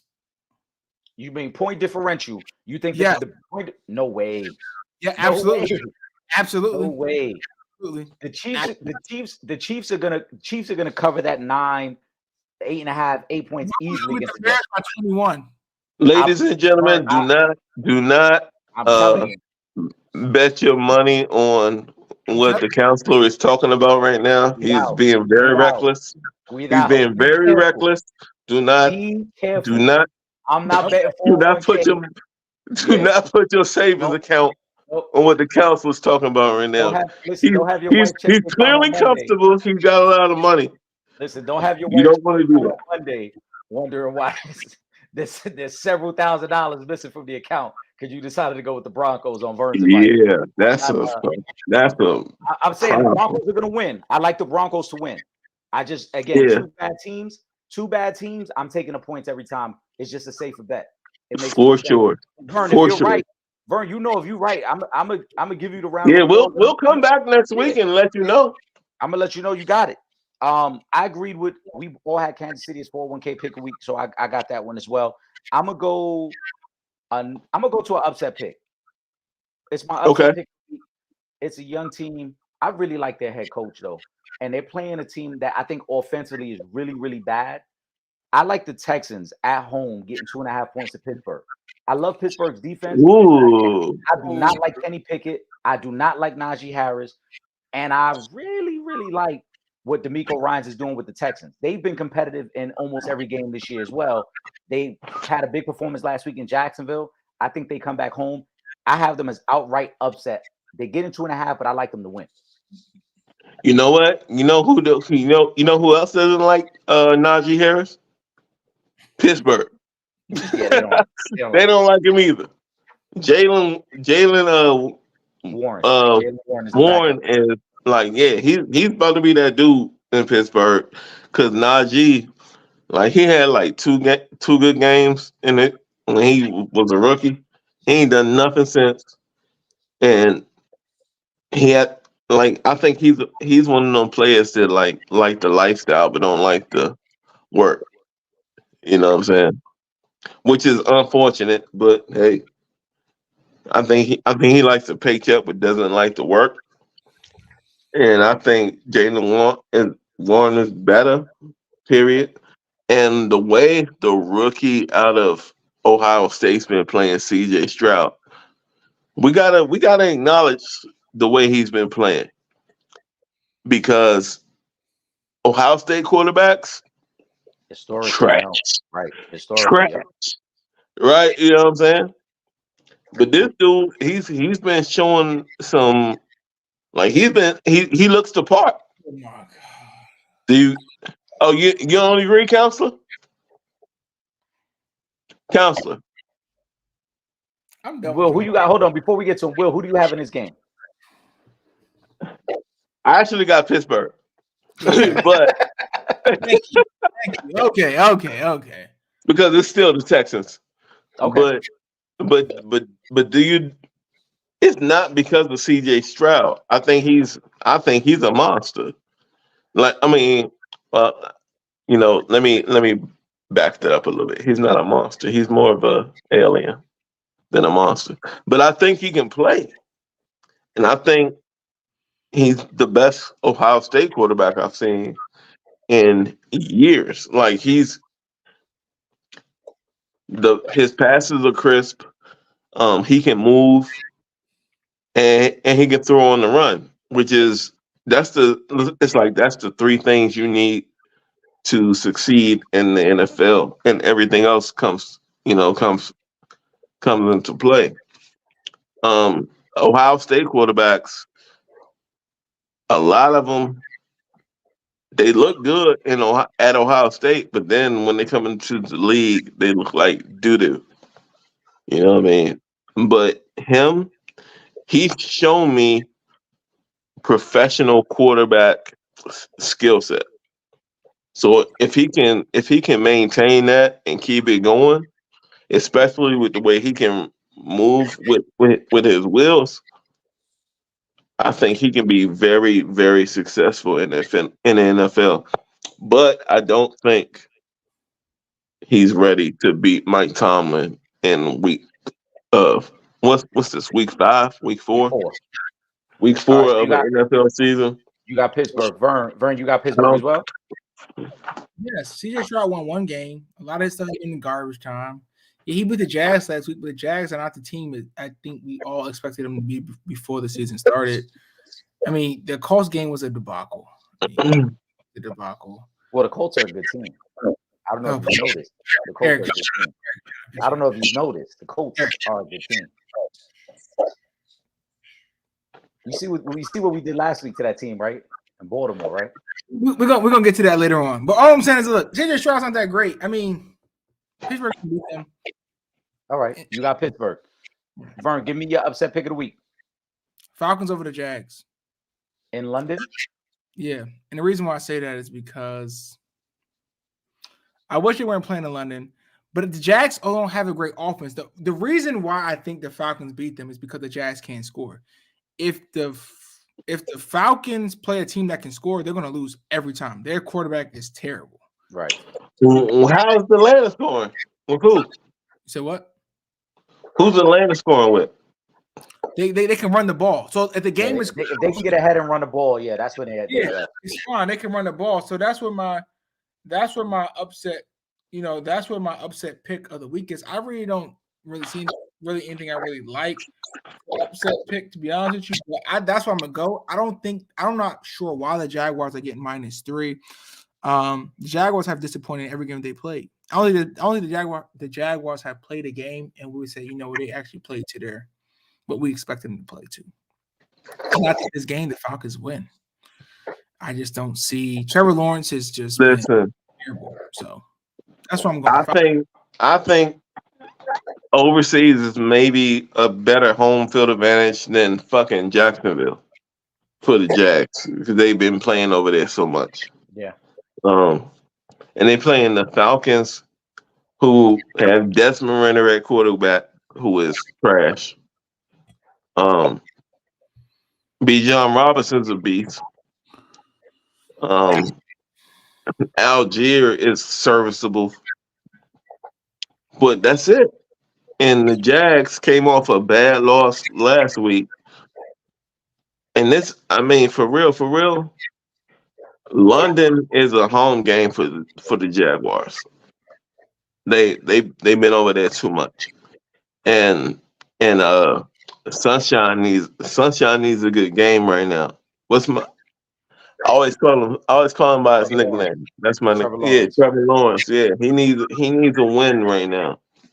And with you got guys like Travis Etienne and you got Calvin Ridley, like you got some firepower over there. Like you got way more firepower than Atlanta does. I like the Jags and like winning by 10. I got the Jags as well. This is like a second home for the Jags. They go over there every year. I think last week they got caught sleepwalking a little bit, coming off that Kansas City loss. They get right this week. They win. They get to 2-2. And for Atlanta, they're a young team. They're going to have a lot of ups and downs. But Vern, to your point, this is why I can't pick them in this spot because I don't see them just being able to run up and down the field on the Jags. I think it'll be a slow, close play game. The Jags will find a way to win this game in the second half. I think the Jags cover the 3. Will, give me your upset pick of the week. For sure. Man, you know what? I was hoping you wouldn't ask me that because I really don't have an upset this week. So let's go to another game then. Because I'm looking at the whole thing. Like I'm looking at the whole schedule. I really don't have an upset pick. But I can give you like all my picks. But let's go to another game then. What's the next one you want to go to? Let's go. Let's see. What have we not touched on yet? Let's go Patriots Cowboys. Okay. So 4 o'clock. So you got Bill Belichick going into Dallas with a shitty team, like a team that I don't really think can compete outside their division. And then you got the Cowboys that are in a tough division. Even though they've lost they've lost a couple guys or whatever, but I don't think it's any way at all that the Patriots go into Jerry World this weekend and beat Dallas the way they've been coming across. So I'm gonna say that them boys. I think it's the week for them boys. I think they're gonna come out easily. I think that's going to be like a 27-13 game. Cowboys over the Patriots. I mean, you got Dak that's been questioned. You got the defense that's been questioned since the cornerback got hurt. What's his name? Trayvon Diggs. Yeah, Trayvon Diggs. He from Maryland. Since he got hurt. But you still got to me the best defensive player in the league in that line. What's the line? The linebacker. Michael Parsons. And Michael Parsons, yeah. So and he's the kind of dude that's like trying to take pride in what they do. I like the Cowboys over the Patriots big this weekend. Pause.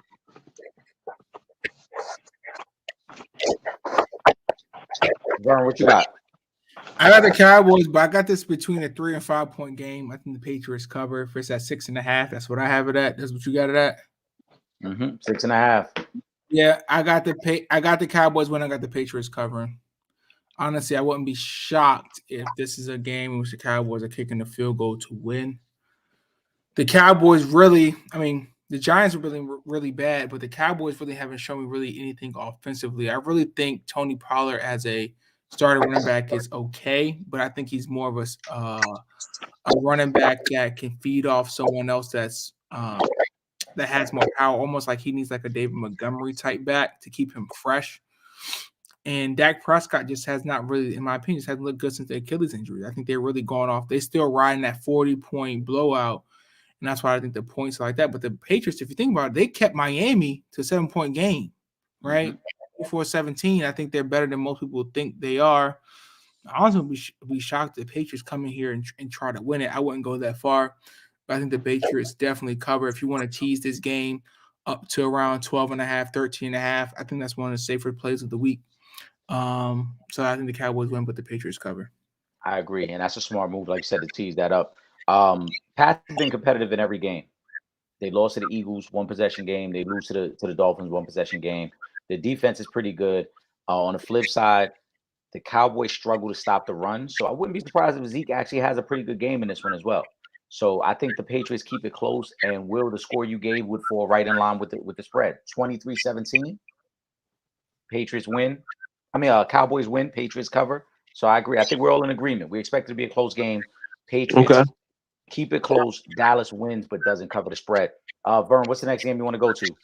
Oh, boom. Okay, I got a good game. I want to go to Vikings Chargers. Not Vikings Chargers. I'm sorry. Panthers Chargers. Panthers Chargers. And the reason why I want to go to this game because, man, I want people to win some money. Who?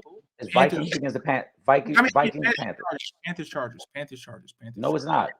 Vikings. No. Panthers. Yeah. The Chargers play Raiders this week. No, the Panthers play the Vikings this week. Yeah, you keep saying Panthers Chargers. You kept seeing exactly. Oh, it's Vikings Panthers. I'm sorry. I'm looking at FanDuel. Come on, counselor. I'm sorry. I want to go to Vikings Panthers because I think the Vikings get their first win. Moneyline is still the money line set at 200. This is not going to 210, 220, 240, whatever. And I think that the 0-3 is really holding the Vikings down here. Panthers are 4.5. I'm not sure if Bryce Young's playing or not. If Bryce Young is playing, I think the line actually goes up. So I think Bryce Young right now, even though he might be the future, he's not there right now. And I think the Vikings win this. I think the Vikings kind of win it kind of comfortably. I think this is more like a 31, maybe 21 or 37, like a 27-17-ish type game. So if you're looking for a game that's on a money line that gives you some decent odds, if you don't want to take the spread, I think this is one of the games that we should look at. I think you take this and you don't just watch Kirk Cousins does what he do, which is, lose most of the time, but this week he's going to get the W. Yeah, this is great Kirk Cousins territory right here. This is the obscure game that nobody's paying attention to at 1:00 against a shitty team, and Kirk will throw for 320 and a couple of touchdowns, and all will be right with the world. But I agree with you. I think this line probably should be higher. The Vikings, and this is the beauty in the NFL, how it shifts year to year. Last year, the Vikings were 11-0 in one-score games. This year, they're 0-3 in one-score games. The difference in just 1 year. They're not finishing games the way they did last year. But the Vikings, I think, are a much better team than the Panthers, and I think they win this one easily. Will, what you think? I agree with him. I think the Vikings get right this week. They have a lot of talent on that football team. Okay. And I think it's time. You know what I'm saying? I just think it's time, especially against a Panthers team that does not have a lot of talent on their football team. So I'm gonna go with the Vikings easy. I agree. Cut and dry. Listen, I don't need to say much more. Got you. I want to take this next game to the NFC East. Vern, your Commanders going to Philly. You guys split with them last year. 9 points, Philly at home. I like Philly. I like them to win this one convincingly. Come on, Vernon. Sam Howell. I haven't seen Come on, anything from counselor. Sam Howell. I have not seen anything from Sam Howell. And Philly offensively just seems to be getting a little better every week. So I got You know Philly. what? Do you My think, new Vern? name, not to cut you off, son. My new name is Sam Howell. Not Howell. It's Sam Howell. How the fuck are you a starting quarterback in the league? It's Sam Howell. Hey, Eric. Like, no, hold on, counselor. I gotta rip you for a minute. Sam Howell, not Howell. How? How the fuck are you starting in the NFL? Like, you got a quarterback on your roster that's way better than him, and Jacoby Brissett. If you want to try to win football games, you need to start Jacoby Brissett. If you want to just be out here and just be trying to be cute and just throw something out here for the new ownership, that's when you put Sam Howell out here. He is trash. All right, first of all, I don't address teams who are under 500. Secondly, Oh the shit. Commanders. Wait, what did you say? I don't What address. did you say? I don't address fans of teams who are under 500. So when you get above 500, come talk to me. Oh, okay. So now, okay, all right. I think the game gets ugly. So you ain't gonna talk to me right now. I'm talking right now, Eric. So the game gets ugly.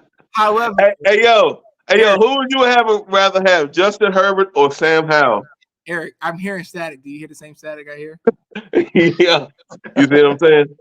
See, that's a Washington. No. That's a Washington fan, true and true. Will got the Eagles. I got the Eagles. Vern, are the Eagles covering the 9, or can the Commanders keep it within Are they that covering? Oh my God, like a blanket. My God, I mean, how they cover? It's like literally putting a king size blanket over a toddler. The cover is easy, and the reason why is because their strength is our weakness. I mean, we can't block a soul. They have a ridiculous defensive line. It's very easy math. If the quarterback if the quarterback can't throw, you can't win. Quarterback can't throw, you're gonna create. Okay, all right. Pause. Yeah. If the quarterback can't throw, you can't win. That's what you just said, right? My quarterback just threw 40 for 47 last week. Why? And you talking about quarterback completion? Hear what he's saying? I literally can't hear what he's saying. Jesus. Well, Look, listen, we all hold on. We don't even have to spend a lot of time on Philly. We all agree that the Eagles are going to win and the Eagles are going to cover the 9. We all agree, right? Let's go then to Will's team, Chargers hosting the Vegas Raiders. I feel after this week the Chargers will be. I think this week the Chargers will be 500 after this week. Chargers favored by 4.5. Chargers offense has been very good. A much needed win last week. A much needed win last week, even though Brandon Staley tried everything in his power to lose. That game, yes. I got the Chargers. I know Will has the Chargers, but Will, I'll let you give me your detail on how you see this going.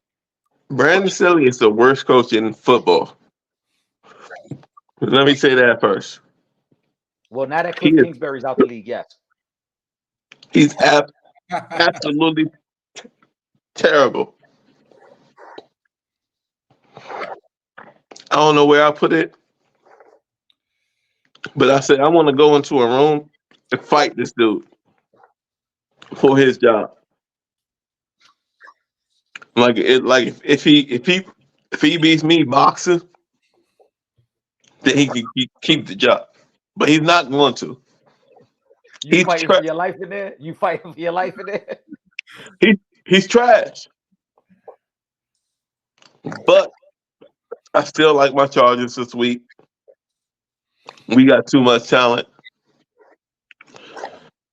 You saw what my dude Keenan Allen did last week.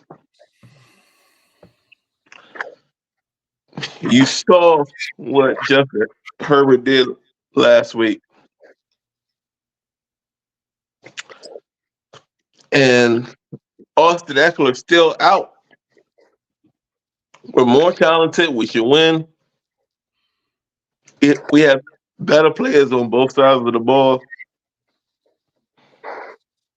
If we lose, put me in the room with that. Put me in the room with Staley. And let's box. Okay. Vern, who you got in this one? Yeah, Chargers win this game. Josh McDaniels is no, actually Josh McDaniels is the worst head Josh coach. might be. You're right. Josh McDaniels might be the worst coach. I'm taking the Chargers here. Chargers and Broncos are on my parlay ticket, by the way. And I got another team on there that I'm saving for y'all. But actually, I'm reveal it right now. Vikings. Hold on. Let's get to that. You said Vikings, Chargers, Broncos. Those are my 3 teams in my parlay right now. I don't know what's your infatuation with this Broncos thing. I'm just telling you. I don't know. Also, something else to keep in mind. I think Jimmy G is out this week because he ended up in concussion protocol. It's like a 90% chance. I think he might have a crush on Sierra. Jesus Christ. Jimmy G. That's what you're talking about. I don't know. You got a counselor. You got a crush on Sierra? Oh, you talking about Vern? I can't hear people whose teams are under 500. He's basically saying he's not talking to you until next week. Until we get to next week. He's not gonna be above 500. Yeah. You gotta be above. Don't disrespect me like that. Let's get some of these. Let's get some of these bad games out the way because we don't have to spend a lot of time on them. Yeah. Arizona at San Fran. San Fran favored by 14. I'm taking San Fran. San Fran, Arizona covers. You got Arizona to cover. Arizona's 3-0 against the spread this year. I was about to say they are 3-0 against the spread, but I think that stopped this week. Yeah, I think they up 17. I think they do a backdoor cover, Eric. I don't think it's a close game. I think they backdoor cover. Got you. And also, it's going to be running in this game, so I think the time on the clock is going to be one of the reasons why they don't get to the cover. Both teams are going to run the ball. This claim like one of the fastest games of the NFL season. Who do they play? They playing in San Fran. Against who? Arizona. Going to San Fran. Oh, yeah. Hey, Vern, let me ask you a question. Yeah. For those, again, looking to get cute with their ticket. Yeah. Christian McCaffrey has scored a touchdown in 12 straight games. Does he make it 13? I mean, it's tomorrow, Saturday? There you have it. What's another bad game we got on the docket this week? We got New York. I mean, who can Bucks Saints. Yeah, the Bucks Saints, I was gonna say, is a bad game. That's a bad game. I got the Saints. The Saints are favored by 3. Baker Mayfield turned into what we thought. We talked about this last week heading into that Monday night game. He was who we thought he was. Yeah, he was who we thought he was. The Saints defense is pretty good. And let's not forget the Saints with Dennis Allen have had the Bucks number for the past few years as well. So I do like the Saints. Yes, and take the under. I like the Saints too. Yeah, I like the Saints. Saints, I think they cover. I'll take the under, maybe not at 39. I'll take the under around 42, 43. And the only reason why I think Baker Mayfield gives the Saints a touchdown by throwing a pick 6. So I think that would kind of mess up where the over-under total is. Offensive production is going to be kind of low in this game. But if you can do an alternate spread with 40 through 45, take the under there. Gotcha. Definitely makes a turnover here. Bengals going to Tennessee. Tennessee coming off a disgusting performance last week. Oh my God. The Bengals look like they kind of got right on Monday night. Cincinnati's favored by 2.5 in Tennessee. I like Cincinnati to win again because I just Tennessee's offense is disgusting right now. Will, what do you like? You said Tennessee and who? And the Bengals. We got to get the Will Fader meter because this is right around. This is right around that time. This is right around that time. Listen, all right, listen. I be having a whole slate. You can't read it though. But I ain't have that one. God damn. Where they at? Cincinnati at what? They at Tennessee. I got the Bengals. What you got, Bird? I'm going with the Bengals. I gotta go with Burrow on that one. Bengals in the cover. I got 2.5, right? That's yep, 2.5. Right? That's what I got it at as well. I got the Bengals actually winning by maybe like 4. Yeah, I can see it. Let's. I got a whole shot sheet for the whole every game except for that one. Yep. all right. Like, how the fuck did that not meet it? I don't know. I don't We're know. gonna stay in that region. We're gonna stay in that region I'm because this gonna is a be. good game. I'm gonna be me all the time, man. We don't want you to change at all, brother. Listen, let's stay in that region though. I got Baltimore going to Cleveland. Cleveland favored by 1.5. I think the Cleveland defense is very good. I got to see the Ravens last week. The injuries are already playing a part. Gus Edwards now is out. So now the Ravens are already down to their third string running back. Odell is not expected back yet, so they light at receiver. The old line is banged up. This Cleveland defense is very good. I like Cleveland 1.5. I got the Browns. Yeah, we got the Browns, right? Yeah, I think everybody got the Browns here. All right, everybody got the Browns. The Browns cover. So take the Browns in the cover. Actually, wait. Hold up. No, I got the Ravens. Fuck Cleveland. Fair. Okay, whatever. Miles Garrett. Fuck Cleveland. I got the Browns. I mean, I got the Ravens. Fuck Cleveland. Pat, listen, we got funny shit. We got the Rams. It's just because I know it's so funny to me because my Cleveland dudes. He's conflicted. Will's conflicted here. Fuck y'all. We got the Rams. We got the Rams going to win that game. The Rams are going to one of the hottest teams in the NFL right now. They got to go to Indianapolis to play Gardner Minshew and that Colts team. That's coming off a big win in Baltimore last week. That is a big win. This game right now in Vegas is marked as an even, so it's great value. I think the Colts win again and go to 3-1. Colts defense is legit. Don't sleep on the Colts defense. And this Rams team is a little banged up too. They still can't run the ball. They still struggle to run the ball. They showed that. The defense isn't that good. The Puka kid is all right, but they have limited weapons on offense. I like the Colts to win this game. Is Richardson playing? Is who? Richardson. Yeah, he's supposed to be back this week. Okay, you know what I told you last week, Eric? I said, and I think almost quote, I said, I like the Colts to cover, but if Mitch plays, I think they got a better chance to win. Okay? Richardson playing this week. I'm actually going to go opposite. Okay. I'm going to take the Rams here, and that's just because I think Anthony Richardson is going to have some growing pains. I think the more experienced quarterback is going to win here. I think the game is definitely remarkably close. I think a late turnover at some point in time in the game is going to be the difference. If somehow Anthony Richardson doesn't play or he gets knocked out early in the game, I like Minshew to come in and do what needs to be for the Rams to win. But right now, I got to take the Rams to win, probably by a field goal. Will, what you think? This might be the toughest one of the week. I'm going with the Rams.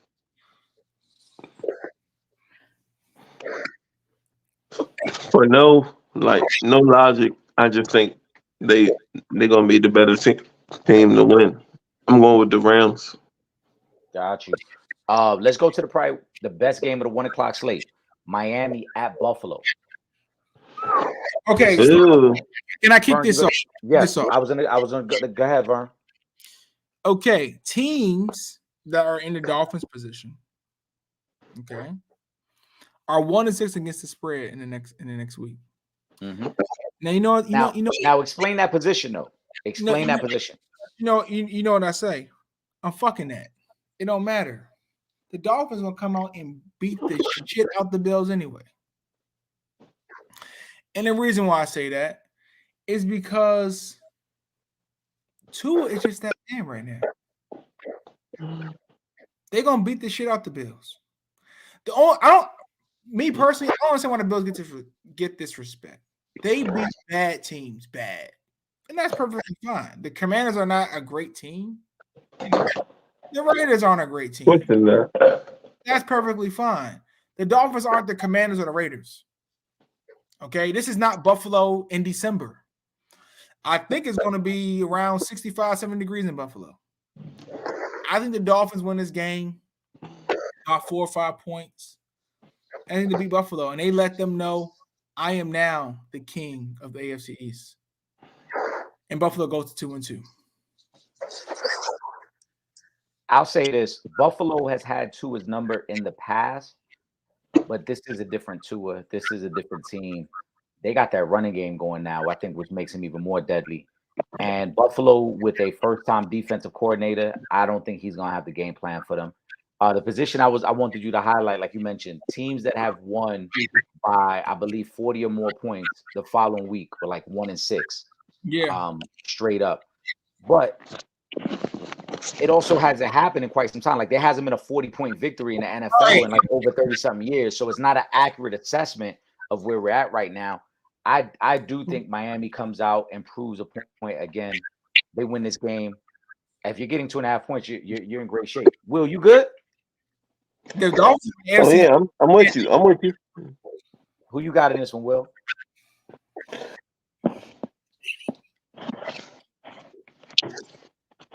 On who? Miami at Buffalo. No, I got Miami All right.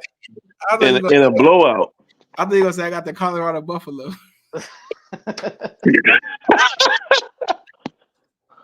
Yeah. No, I got Miami in a blowout, man. Hold on, what we got left? What we got left? You got I think Miami is running things right now. We got the Monday night game left, right? That's it. Let me see. I think that's what we got left. You got on some other shit. Yeah, that's real. Yeah, that's it. All right, we'll kick it off Monday night. Seattle at MetLife Stadium playing the Giants. Seattle's favored by 1.5. Will, who you picking in this one?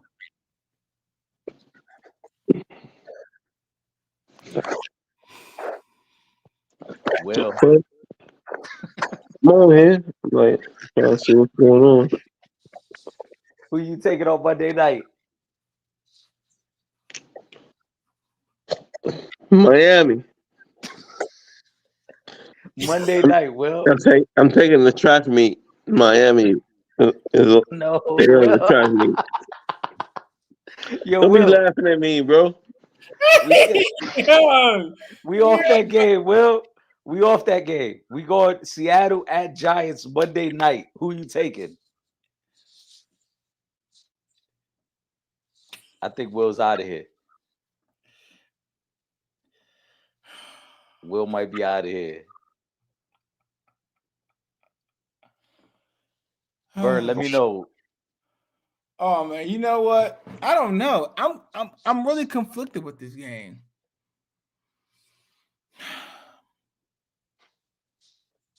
I'm conflicted, man. I don't know. I got like flip a coin or something on this one. And wherever, Giants heads and Seattle's tails. I mean, it's a toss-up. But I'm gonna lean Seattle. And the only reason I'm gonna lean there because the Giants have shown that their defense is very inconsistent. And I think that Seattle can play better. Like I said, that Rams game Seattle played, divisional games, weird like that. But if I had to lean, I'm going to have to lean Seattle. Daniel Jones has not shown anything. I'm not sure what Saquon Barkley's issue is or deal is. He's still questionable right now for Monday. Yeah, questionable. So I would lean Seattle, but this is a game I'm definitely not touching, not betting. And I really have no real feel on. Yeah, this is a tough one. I'm leaning towards Seattle just because the Giants defense has been bad. The Giants defense can't stop the run, so I expect Kenneth Walker to have a good game. If there's no Saquon, this is already an offense that's limited. We saw that last week against San Fran. So without your best offensive weapon, it doesn't get any better. And to your point about Seattle too, Seattle kind of shit the bed week 1, and then they look better the last couple weeks. Yeah. So I think that we're seeing more of what we thought from Seattle now as opposed to what we saw in week 1. On the Giants, they're kind of trending the opposite direction. We thought the Giants would be better than this, and they really haven't shown up. So I got to take Seattle in this one. If Saquon plays, maybe I change my opinion on it. But without Saquon, without any real receiving weapons, I just like Seattle. But does Seattle cover? Yeah, I think it's 1.5, so it's damn near pick 'em. Yeah. I agree with that. Hey, but you asked that man who playing on Monday night. He said Miami. He said, I got Miami in the track meet. Shout out to Will. Only Will can join the live. Will joined the live 40 minutes late. Joined the live 40 minutes late, and then still was ripped before the live even got to the end. Only Will could do that. Next week, We're gonna do it a little different next week, Vern. I'm gonna keep you posted because I am gonna be on the road next week. So I'll probably post the picks, but we may not go live. I'll see if we can make it happen. Do your thing. But can I get the people the parlay of the week? Let me get the parlay. Can I give it to them one time? What's the parlay? Look, if you conservative, and that's fine. You just get into bed and you say, hey, look, I just want to touch a little something. Hey, look, it's what you do. Take Eagles -2.5, Kansas City -2.5. Take the 49ers -2.5. You take that, you might get plus odds. But if you really want plus odds, put the Chargers on there to win outright, or the Vikings to win outright. Which one you like? Just combine it. I mean, that's a parlay right there that gets you somewhere around like plus maybe 130, 150, depending on what's happening on Sunday. That's my safe parlay of the week. But I told you where I'm at with my hey, I'm coming to play parlay. I told you I'm taking Vikings, Chargers, Broncos, baby. That's it. I'll be watching that Broncos game. If you're right, like I said, I'm gonna give you your respect on that. Make no mistake. And when you post up the picks on Sunday, tag me like you did last week. I'm gonna repost it so everybody can see what the picks are. I'm gonna put my picks out there this week as well. I do like the idea of going Philly, Kansas City, and San Fran though. I like that one. You take him at 2.5. Don't take my money line. Yeah. Take him at 2.5 if you want to be safe. But like I said, Eric, I'm on week number 4. I have not had a parlay that hasn't hit.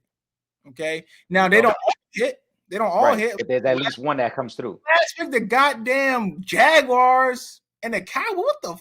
Whatever. The Cowboys ruined me last week because I had them in a parlay with Kansas City and Miami. I had them with Kansas City and Miami. Is that good?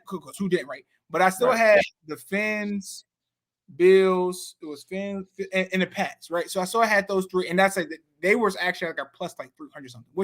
And I told you, I said I didn't understand why the Pats Jets was that close. Like I thought that was just a lock in the bank. Like I know people saw like the last Hail Mary, but I never doubted that the Pats was going to win, was going to lose that game. So yeah, that's the safe parlay of the week. You know, I always post my other parlay of the week on Sunday. One of them going to hit. Hey, do your thing, baby. You already know we get money every week. We get money. We're not taking any losses. For my brother Vernon Brown Lee, I am Eric Sanchez. We will figure out, like I said, and I will post. I'll let everybody know if we don't go live. At the very least, we'll put the picks up because I know everybody wants to see what we're going with for week 5. Well, Eric, real quick before I go, I just want to let everybody know I am not an Orioles fan. Okay, I'm only wearing this Orioles hat because my friend Ron, who I was battling multiple myelomas, it's a blood type cancer. He passed away a few years ago, and he was like I'm a big Commanders fan. Everybody knows that I'm crazy, but like the Orioles, like this dude was like every year he started. First of all, he played fantasy baseball, so you know that's already crazy. Yeah, that's die hard. He came about like I mean, he knew everybody, the whole organization from like the scout team and like single A, track everyone all up. Man, he passed away, and I remember he told me, "Look, all he wanted to see again was another World Series for the Orioles." His mom actually gifted me the hat that he used to wear all the time, and I have another hat that he never wore, which was the postseason hat the last time he went. So, I'm pulling for the Orioles. That's why I got this hat on. I'll be wearing it, throughout the playoffs in support of my good friend who passed away. And that's why I always do No Shave November. That's why I shaved down. I'm trying to get ready so I can grow it out and donate to cancer. That's what the whole No Shave November is about. So just for my good friend Ron and the Orioles. That's what's up, bro. We're gonna be rooting for the Orioles too, man. We hope maybe this is their year. There was one other thing I wanted to add in there. Oh, I know we never talk about on Fridays, but I'm gonna give my prediction now because it's going down tomorrow night. Mega fight, Canelo Alvarez, Jermell Charlo. Do you watch boxing, Vern?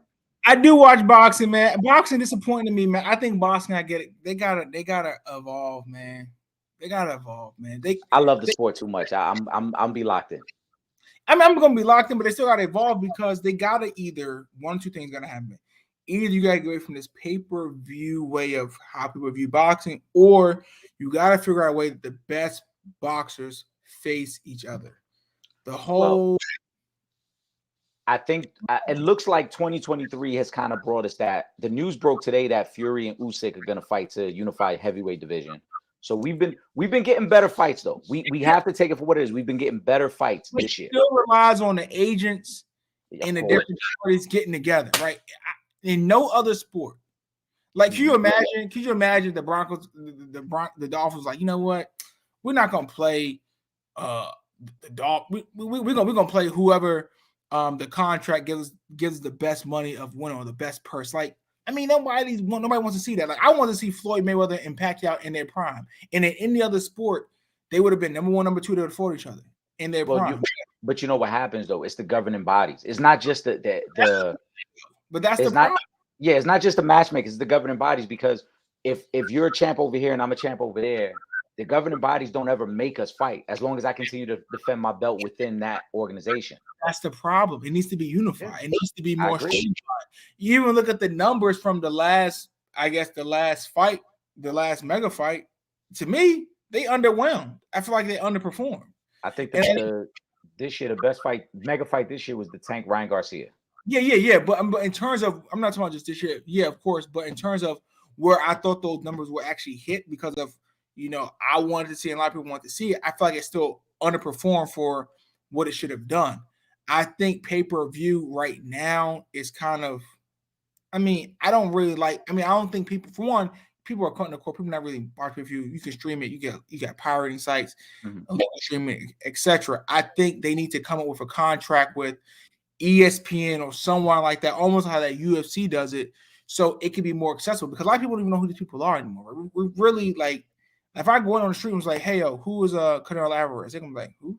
What's okay, like, what's happening? I think you got to get the average person into the sport to really make it thrive. And right now, you only have people who are boxing enthusiasts who want to watch the fight on Saturday. So, remember they tried that. They tried that with the PBC contract, and they were trying to bring more free fights.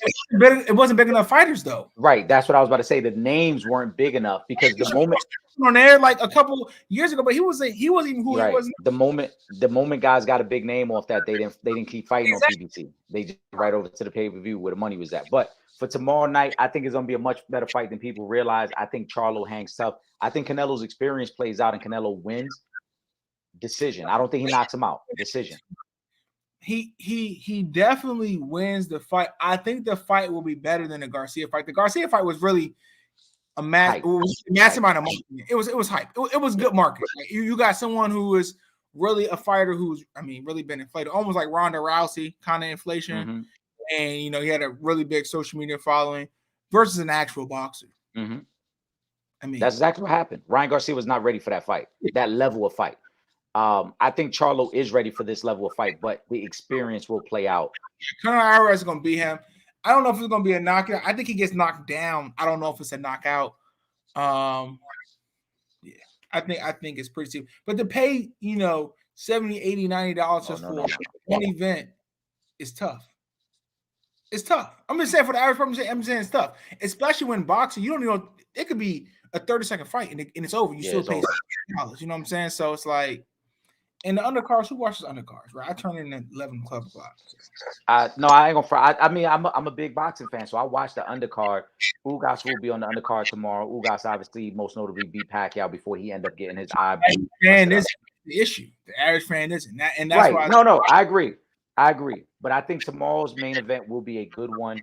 I think Charlo will put a good fight, and I think it will be closer than people realize. But Canelo's experience plays out, so I got Canelo winning that fight, man.